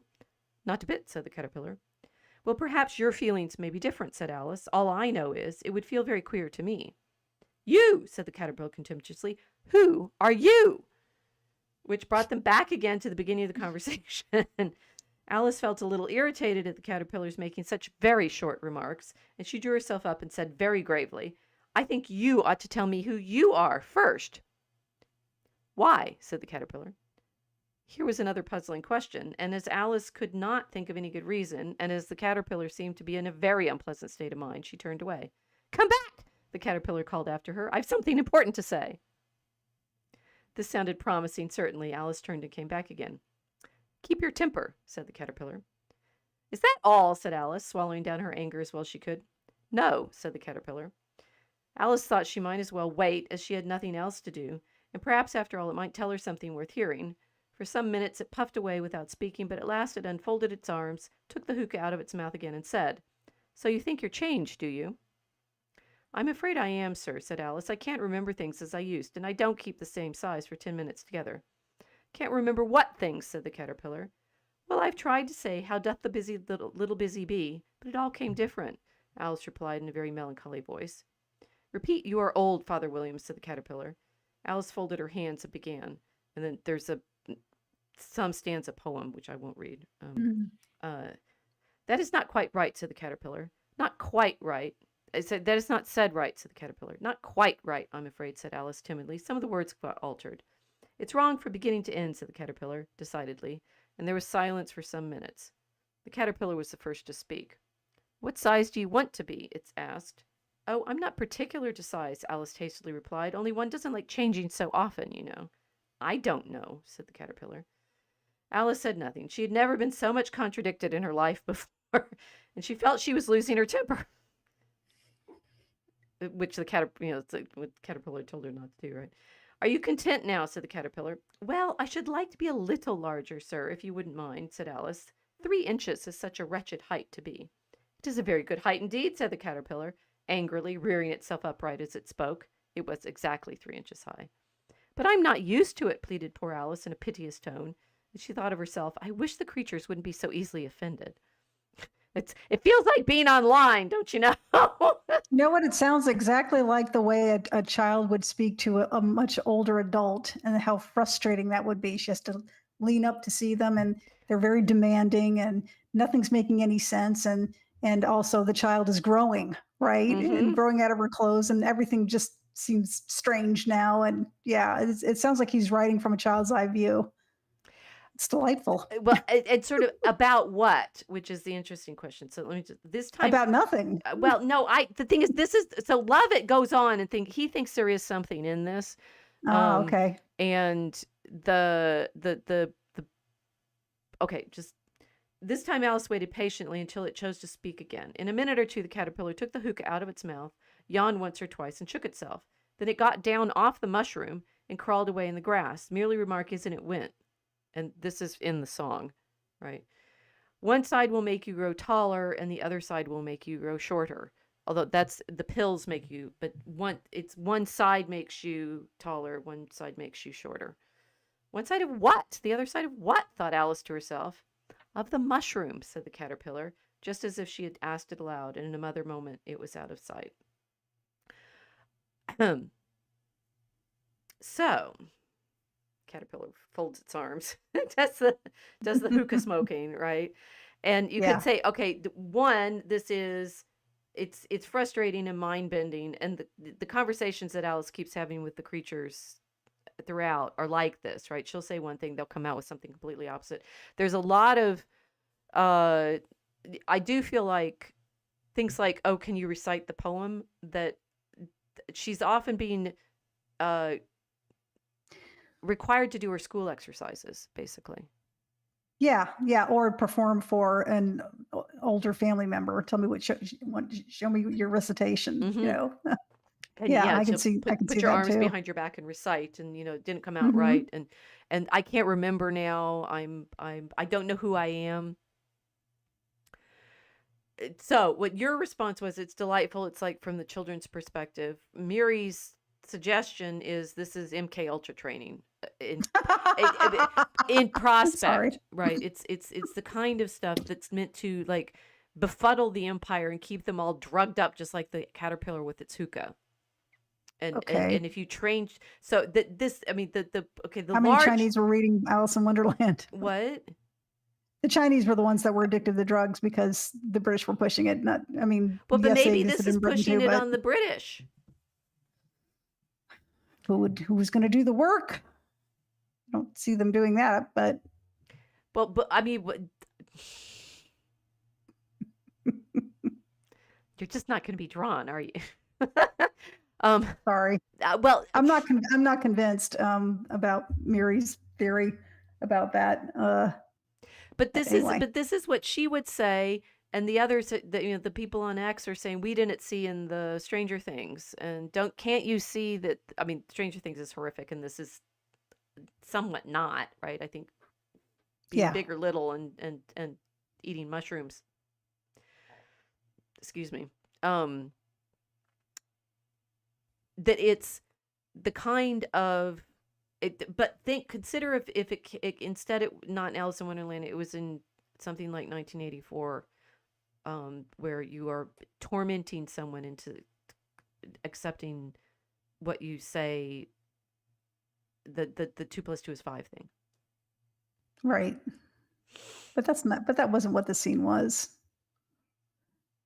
Well, how are you so sure that that's not what it is? Maybe we're talking to Henry. Like it. Maybe we're talking to Henry, and he's trying to convince us that the monsters are going to get us, so we need to stay inside, and put on pretty dresses that look like her dress in this scene. And actually, this one's yellow.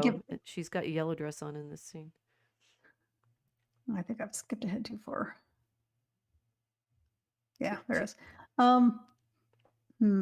Now, given his whole story, his Anglican orders to the diaconate, his teaching mathematics, his admittedly odd obsession with the innocence of children but his assertion that they're very close to God, I can see it's probably more likely that he just wrote these stories from a children's perspective.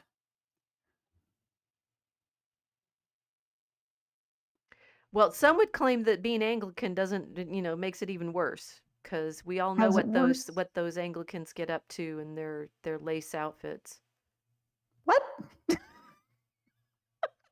Well, Milo has a little bit of details. I guess that was guy who was Catholic, but yeah, he wasn't an Anglican. But same thing.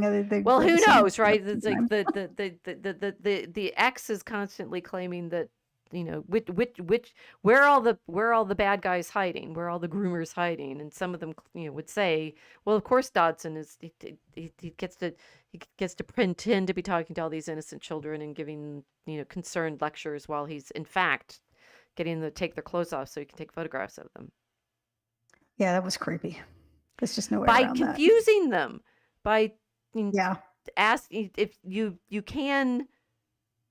I mean, I have had this feeling a lot in the internet of why can't people make sense anymore at all, right? You'll say something and you think that you're making perfect sense, and you get nonsense replies from people about something that you've said, or they, there's this joy on the internet, which it feels demonic, right? The joy of twisting everything you say. So if you say, and that the skill that we've had to develop in order to interact with people on things like X is don't take the bait, don't get drawn in. I mean, they're trying to get you emotional, but the caterpillar the caterpillar gave excellent advice. Keep your temper. Because you're in this. Also, you don't have to answer. The monster, the answer to what? I said you don't have to answer the trolls anyway. Right, or keep silent, right? Alice has actually done a good job of dealing with this caterpillar and it's telling her, keep your temper, and she's, saying, golly, you're being so, why are you all so easily offended? This is schooling for how to be on the internet. Yeah, I don't think there's any hope for that. It's a bad medium because when people communicate, they do it with facial expressions also. And they do it with the context of their whole background. Like you and I have known each other and spoken to each other for 5 years. We know each other, fairly well. Right. So when we don't actually we don't actually misunderstand each other when we're talking sometimes, or if you don't get something, what do you mean by that? Whereas in the internet, when you're talking to a complete stranger, if not a bot, it'll immediately start a flame war because it assumes something based upon the context of its own background, not yours, and certainly not of any kind of mutual dialogue you may have had before. Does that make sense? It makes absolute sense. And Okay. I was thinking about this because there was something. I've been reading Milo's feed a lot this week because I'm in it. Yes, I am. Said humbly. I just brag. Who cares about humble bragging? Okay. There was something where he likes he quotes people when they say things, and that keeps it in his own feed. And there was something where someone was making it out as if he had said this, that, or the other, something about Baked Alaska, and he's like that he was going to make Baked Alaska gay or something, trans or something. He was gonna transform Baked Alaska, and he goes, as a joke I said that. Yeah. And I thought, the internet has killed jokes. It's killed. I mean, ironically, it's nonsense most of the time because people, will take offense at stuff that clearly is not meant in the way that they're pretending to take offense. Right. The way that I got, like hounded out of certain situations because of things that people were getting upset about that they wanted to be offended by. It's like Alice feeling like she's, why are all these creatures so offended all the time? You just feel like you're definitely in the internet.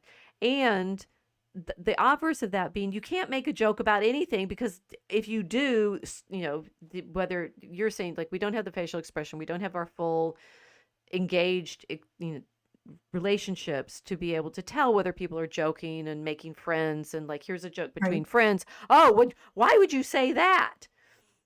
That what I asked Grok about. Why are people so bad at reading figures of speech? Right. And Grok, according to Grok, the robot, this is my talking to the caterpillar moment, right? People seem noticeably worse. This is what it said. People seem noticeably worse at recognizing figures of speech today for a few very concrete reasons that have accelerated in the last 10 to 15 years.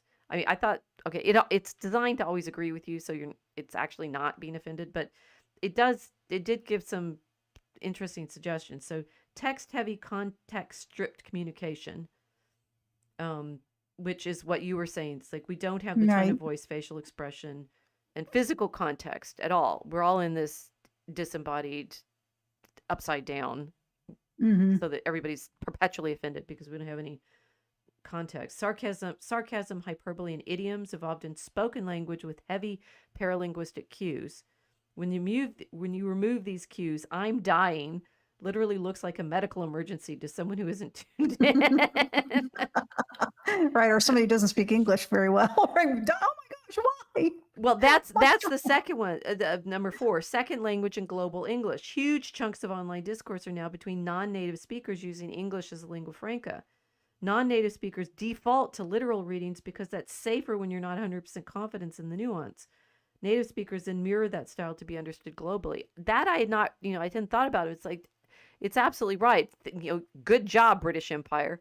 So now everybody's speaking English, and it means English has flattened out because you cannot assume that anybody gets any of the jokes or nuance or relationships. It's like talking to the caterpillar, and it's just going, "Who are you?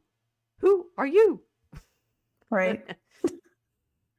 So literalism trained by algorithms and bureaucracy, that all the social media platforms are designed to, if the algorithms are taking, it says, say something ironic and get flagged, canceled, or just misunderstood by an algorithm, it only reads literal strings. So over time, I find myself doing that. It's like I want to make a joke, and then I realize I can't do that. I'll get swarmed if I make a joke. And this one, okay, then this one is the big one that we've complained about a lot: death of shared cultural references. Boomers and Gen X grew up with the same 12 TV channels, same radio stations, same movies and theaters. A metaphor like jump the shark or drink the Kool-Aid was instantly understood by almost everyone. Now there's not a common referent for anything. Although Stranger Things, ironically, because so many people are watching it, is giving us a common referent, which is why it's valuable. We suddenly have a Right. whole bunch of people that can use the same metaphors to point to things. Mm-hmm. And then there's okay, so there's 6 of these. Number 5 we can call the caterpillar situation. Pedantry is identity. Being the guy who actually corrects obvious hyperbole became a low effort way to look smart online. Well, actually. Right. Once that pattern gets Actually. rewarded with likes and ratio replies, more people do it, which trains everyone to speak ultra literally to avoid the pylon. Yeah, so John Abrisi is saying offended, wanting to be offended. Boy, you should read the reactions today to FIFA giving Trump a peace award. Oh yeah, well I thought that was kind of funny as an event anyway. I didn't even know they had one. Yes, the whole there's a whole PhD in studying people's humorless response to Trump's sense of humor on social media. I am too reading it. You want John? Do you want to come on the Mosaic Ark? Because if you're dissing me in my own chat, and I can't tell whether you're being funny or not, we're in trouble. It's mostly Mel. All her life, Pamela Travers objected to Mary Poppins being called a children's story. Okay, John, one day we will have you on to talk about Travers. We should do that. It's mainly John and Mel. Photography was a new thing. There was lots of experimentation with ideas and themes at the time. Okay. 6, and this is I think the reason for the Dragon Common Room, because we are saving the world. Decline of English lit classes that actually teach this stuff. Yeah. That if you don't, the Grok is saying a lot of school systems have de-emphasized rhetoric, poetry, satire, and close reading of complex text in favor of STEM or practical writing. So an entire generation is reaching adulthood without ever having been asked to distinguish litotes from understatement from plain line. That we are in this situation where everything sounds like having this conversation with Caterpillar because nobody gets any of the context or references, and the feeling of being in this nonsense world. I mean, this for me is interesting because Dotson is just doing this as this is what children feel like when they're being quizzed by adults over nonsense, lessons that they don't understand the reason for. But right, and then it had to be a very old person that he had in mind when he wrote the caterpillar scene, because he moves very slowly and talks very slowly, right? And it's even though he's slow, he's very demanding. Yes, and the who are you, right? Adults do talk to kids like that, and kids, it's like, what do you mean, who am I? And how big are you? And we're always talking about, wow, you've gotten so big now, because kids grow. Yes. Well, so Lovett actually makes a suggestion that this is a religious context. Can you guess what it would be? The caterpillar scene? Mm-hmm. It's a religious context. Yeah, that there's something that Dodson would be familiar with as a practice. If he right, because he was questioning people who were candidates for the priesthood. Yes. Right, and so he would ask them, well, yeah, who are you with respect to as a Christian, or with respect to Christ? I guess that makes sense. Yes, it's a catechism, and as you say that so this is what Lovett suggested. If Underground and Wonderland have a central question, it is that posed by the caterpillar. Who are you? Alice's constant search for identity reflects the essential question of all religion. Who are we? In his addresses to the candidates for ordination, Bishop Wilberforce worded it thus: let this then be your question, what am I? The question is posed most directly to Alice by the caterpillar, who can be seen as an examiner, or even as Dodson's father, who was an examining chaplain. But it is not only here that Alice questions her own identity. In Underground, when Alice has picked up the nosegay and gloves, she thinks, I wonder if I was changed in the night. Let me think. Was I the same when I got up this morning? I think I remember feeling rather different. But if I'm not the same, who in the world am I? Later, when she fails to properly recite How doth the little, she imagines being summoned back to the surface. Who am I then? Answer me that first. So there's a The seriousness of it is of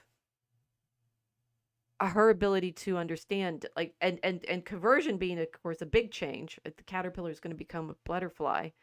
Who are you if you can go through a massive transformation like the caterpillar is going to? Um, and that fitted with the things like believing six impossible things. She's like realizing, oh, wait a minute. In fact, Dodson, who's writing this off the top of his head, is a nonsense, seemingly coming from just inspiration, is probably tapping into all of the things that are most deeply embedded in his own imaginative structure, which is, who am I as a Christian? Yeah, that makes perfect sense. Yeah. No, he didn't write it as a Christian story, but that's the well he drew upon, the memories of his own life. Right. So there's I don't really have time to read this one, but the next scene in the same chapter is when there's a pigeon that is quizzing Alice about whether or not she's a serpent. And its test is, do you eat eggs? And it's like, serpents eats eggs, and Alice is like, well, I eat eggs. So I mean, as a mathematician, there's a lot of interesting category questions that the characters are debating, like, what does it mean to be X if, and you realize all of our internet questions are like that. It's like, well, how can you be such and such if you do such and such? It just sounds straight. It's like we're living in Alice in Wonderland. Yeah, right through the looking glass. So what do we do with, I'm going to skip over all, guys, you can do the same level of analysis with the Mad Hatter, with the when Alice meets the Queen and she wants to chop everybody's head off, when they play croquet with the flamingos, the Griffin and Mock Turtle. This is an interesting one. So we put a Griffin in our Aurora Borealis, and I clearly had read Alice in Wonderland. I think about medieval imagery. I have these creatures in my mind, and I think the one review we got by someone who doesn't seem to get the metaphors or the allusions, or who claimed to have an MA in English literature when she wrote it, and said in Aurora Borealis, saying, this doesn't make any sense. Why are there multiple deities? And we're like, okay, there's not. There's just Christ. And oh, by the way, the orca is Our Lady. Oh, but there's this goddess figure, and it's like, who nudges all of the characters towards Christ. I'd say this is a problem, right? It's like we have been absolutely explicit. I mean, I've got Aurora Borealis here. In Aurora Borealis, if you weren't, if you didn't think that we were talking about Christ, it's right there in his name. IHS, right? How can you? It's Ivan Henry Spencer, the character, and the Griffin. Here's the Griffin. Says, you bear my name. So we tried to do riddles and such like that, and the one extensive review we got about it told us that we weren't writing a Christian story, and she wasn't getting it. And sorry, couldn't see the Easter eggs. These are Easter eggs, and they all get an Easter egg, and it's entirely a story about Easter eggs. And here's our Griffin, sitting on the world. It's meant to be like a medieval mappa mundi for showing Christ. Okay, so apparently this cultural, despite the fact that people like fantasy stories and fairy stories and all of that, is completely erased and gone, and nobody can recognize the imagery, and they just assume you're talking about monsters.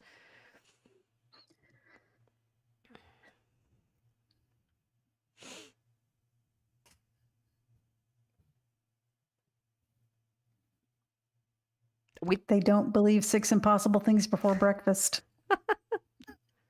We thought we were writing a great children's story with Aurora Borealis, and then we were told we were demonic. So, well, we're Catholic, so we're used to hearing that. At least from the internet, right? Definitely from the internet. And this being a problem, going back to Chesterton saying, these stories are showing us the reality of the spiritual world. And if the spiritual world, as people now encounter it in their hyper-literal, algorithmic-driven lack of irony, has no, the monsters, no wonder they can't see what we're seeing. This is my usual problem with the things I wrote about Milo, for example. I'm seeing all this layer of imagery in his costumes and his sets and his arguments and, the virtue that Mhm. he's trying to show through his monstrous performances. And everyone's saying, you're crazy, you're a bigot, you're this, that, or the other. And you're just like going, I okay, why can't I get this across to you? Exactly at what point did I start sounding nonsensical to you? And it's clearly at the moment when, I don't know, I open my mouth. Who are you? It's- Well, I mean, some minds are just closed on purpose for many reasons. but this is the Sometimes, huge problem. It's the problem of the yeah, catechism and how do you find yourself in this story and recognize this as a reality? The reality of the griffin, apparently on the internet, is suggested by the for example, this misericord in Ripon, which is one of these seats for where the monks would, or the canons, I guess, would sit while they're chanting the Mhm. long divine offices, and they often have funky creatures underneath them. And here is a griffin chasing a rabbit down a hole. I saw on the internet, and it's on my Telegram channel right now, some they're boars playing croquet. Right, so the Alice gets to play croquet with the flamingos and the hedgehogs. All of Yeah, these things, they're around you all the time, but if you can't link yourself to this world of imagery and references, it sounds even more nonsensical than it actually was, even for hmm Dodson.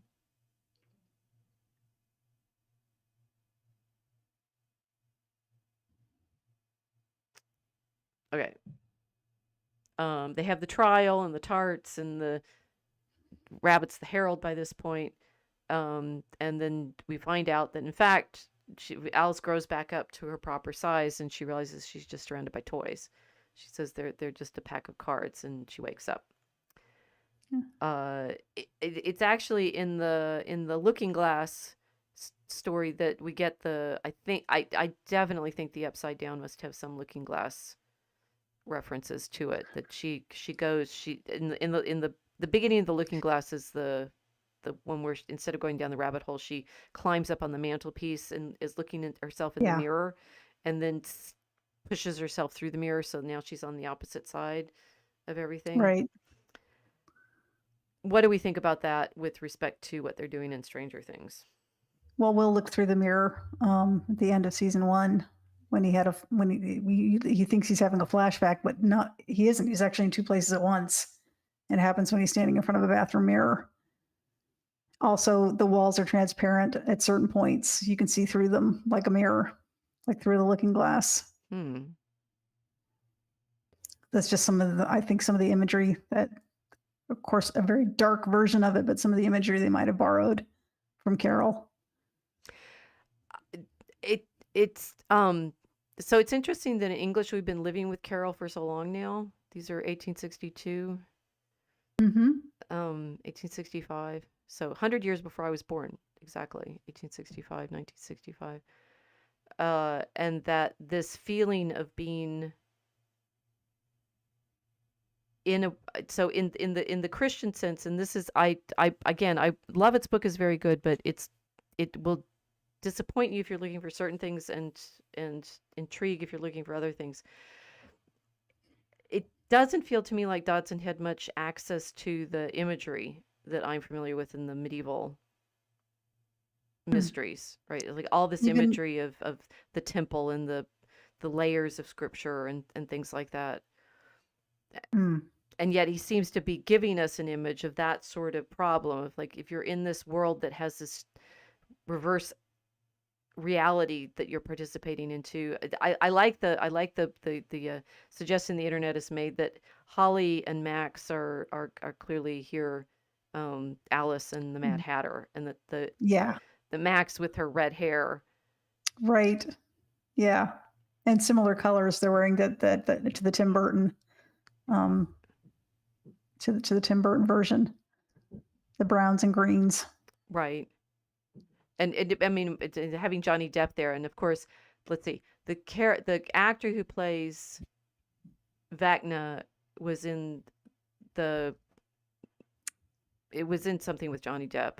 as a Sweeney Todd. Yeah, I posted that picture. yeah, yeah. So they've He and must have of been course very Johnny young. Depp and Winona Ryder were together for a long time, and they were a massive import. So it's like the threads keep crossing both in the real life of the people portraying these characters and in the stories that they're participating in, and Yeah. we're all looking for the clues of what they're going to mean, and possibly the biggest clue is the one that we get from the pendant that Mike gives Holly, that is in fact the explanation for her costume, which is not only Alice. And you need to explain what this is.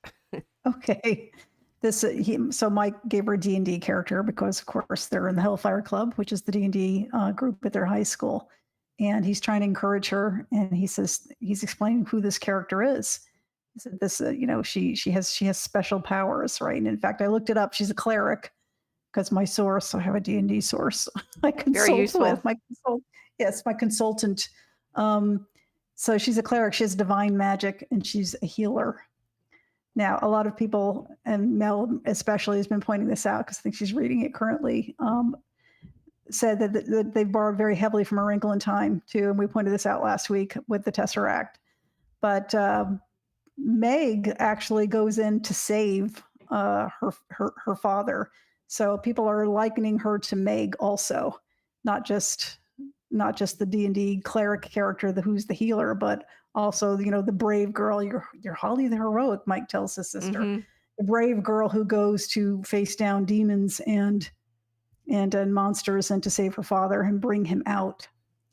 So that's just where season 5 ends. Well, volume 1, season 5 ends. Yes. Right.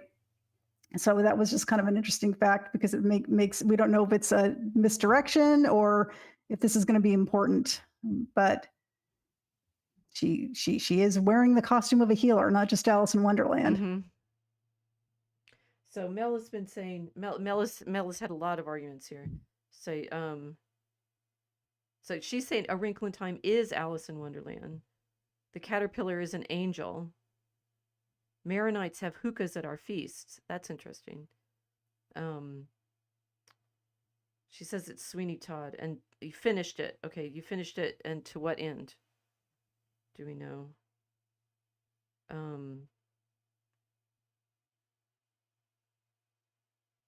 We believe in dragons. Yes. Oh, so one of we have a report from one of the children in our conversation. According to him, you become a real adult at 21. Oh, the season 1, episode 1, the scene where Benny's burgers get shot up, the song White Rabbit is playing in the background. It is fun to go. Yes. Right. It's nice. if they have, okay, so the Duffers have said that they wrote a treatment for Netflix from the very beginning to explain what the Upside Down is. So we will find out whether it's actually coherent enough. Oh, this was the other thing that Dodson, we were talking about this as a problem of our own writing today, because it's like, where does this all come from? And if you've been absorbing all of the imagery and you're just, yeah, that this is what Dodson says he felt like he was when he was writing it.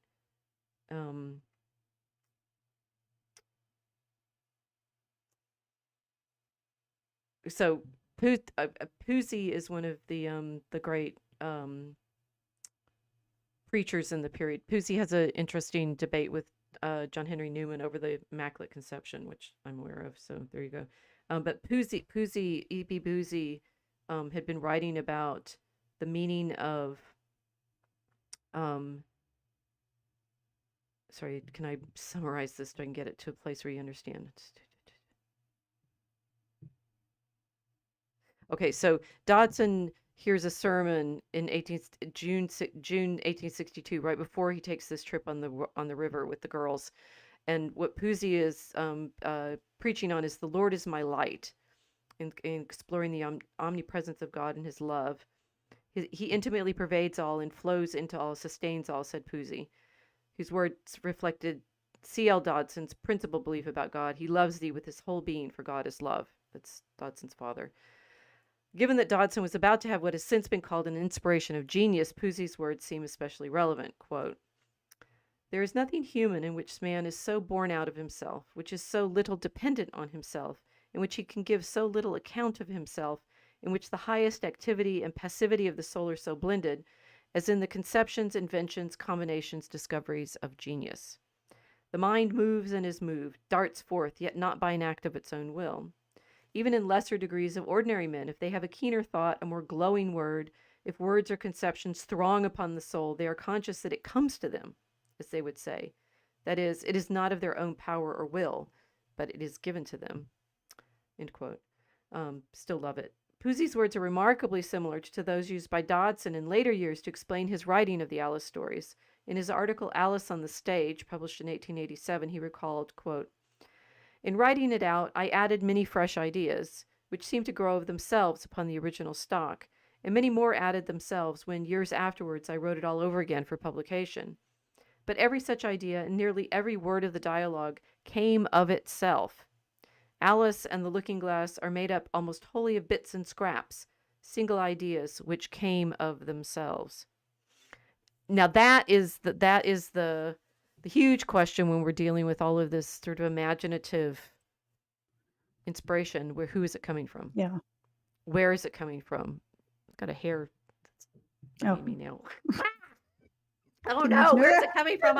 I'm being invaded by my own follicles.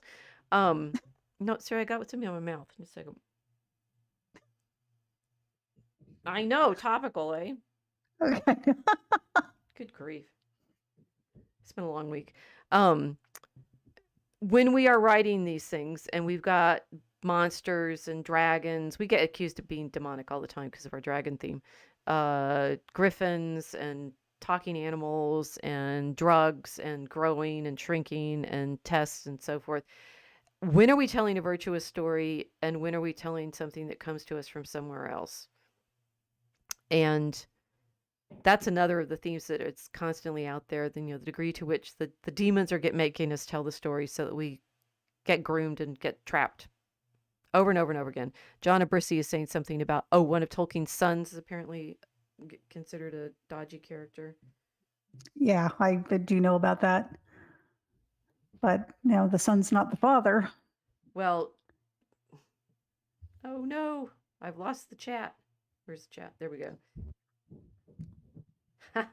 John saying, "I wrote half a chapter last week while listening to you guys. This week I've knocked over 3 pages so far. I'm glad we're inspiring. That's very good. I'm encouraged that we are a good stream for you." But it's this sense of where is it all coming from? And we are that I think a strong message here is we're constantly having to discern. We're constantly having to test is what season 5 Stranger Things opened with something that's going to shock people into, horrify them into recognizing the sin that's happening, or is it going to entice them into accepting the lies? I don't think it's going to entice them as long as they don't keep up that kind of level of horror. I don't think it's going to be enticing at all. I think it was the appropriate timing and amount of time. It was very short, but yeah, shocking. It was supposed to be shocking. It was supposed to be shocking, though. Yeah. So do we have a criterion yet for what's appropriate for children's stories?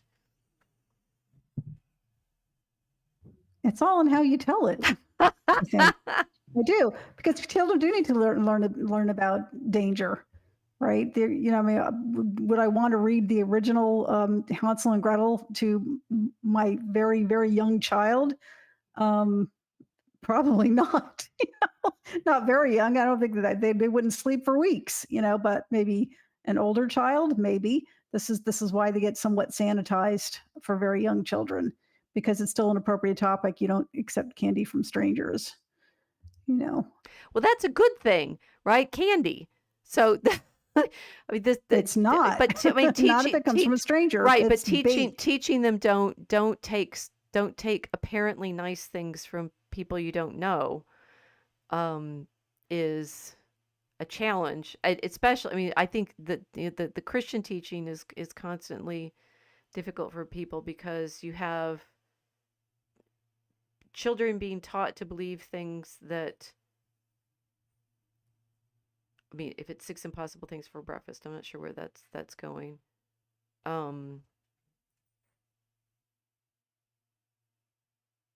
I was thinking another story while you were talking, and I forgot what it was. Uh, keep talking. John gets to write while we're talking.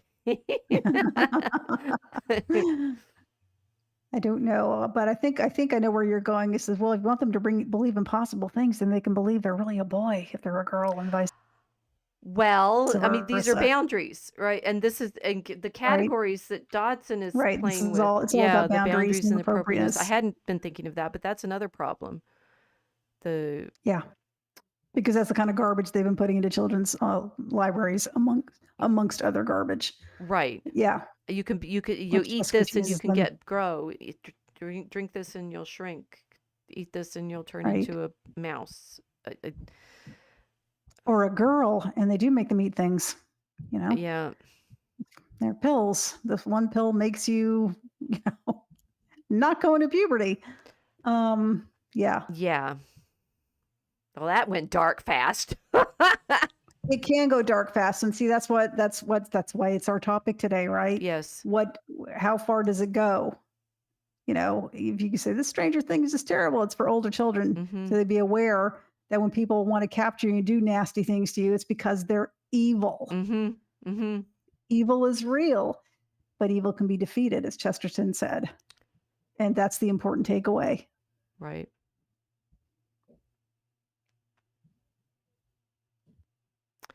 It seems to be arts. I'm not sure where I don't have an ending here because we need these stories. I mean, you're right. Chesterton's saying we need these stories because otherwise we don't. Well, he was saying it. The confidence and courage to fight the evil because it's. Yeah, you have to know that it can be defeated. You have to know. Otherwise, you'll just despair. Right, to keep you from despair. But I think. Or be drawn into it. Oh, now I remembered. The most terrifying thing I ever saw was the abominable snowman in the Rudolph stop motion animation. You do not want to go into a place like, I don't know, like a Walmart or something. They're selling giant moving abominable snowmen from Rudolph. I was They're selling the terrified of Bumble. that, and And the he whole moves and point of it is, growls. he has a sore tooth, and so you just have to pull his tooth, and he's not actually a bad guy. I never got to that part of the story. I just ran away because that abominable snowman was absolutely terrifying to me. And like the Monsters Inc., where the monsters are nice. I mean, the finding out the monsters are not scary. Maybe you need to keep the monsters scary. I don't know what the answer is here. I was also thinking about something like Ants, the Ants Life, Bugs Life, which is a brilliant movie. Those grasshoppers are really frightening.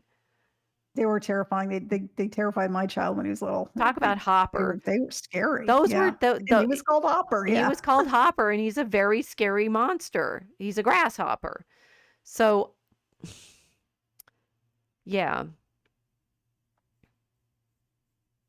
I'm going to, you guys have to leave what your thoughts in the comments about where the boundaries are, because I don't think they're as easy to draw as we would like to wish they were. On the stories, the boundaries on the stories. Like how much scary should you have in order? Well, I think it's a bit like fire, isn't it? It's a tool. I mean, literature is a tool, and it can burn you or it can warm you. Right. Depends on how you use it. That doesn't mean it should be gotten rid of altogether because somebody might get burned. Your intention is to make sure people are warmed and not burned.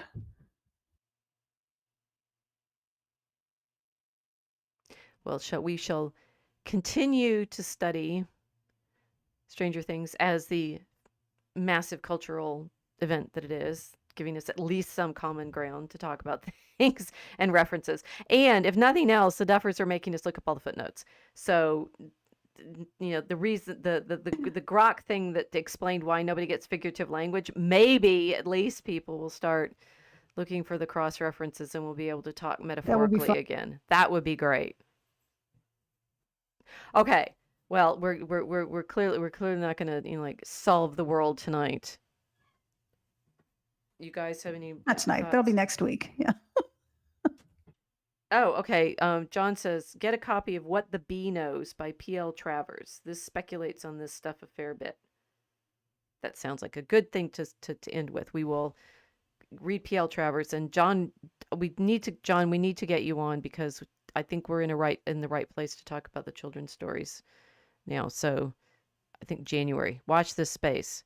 For the meantime, thanks for joining us. Good night.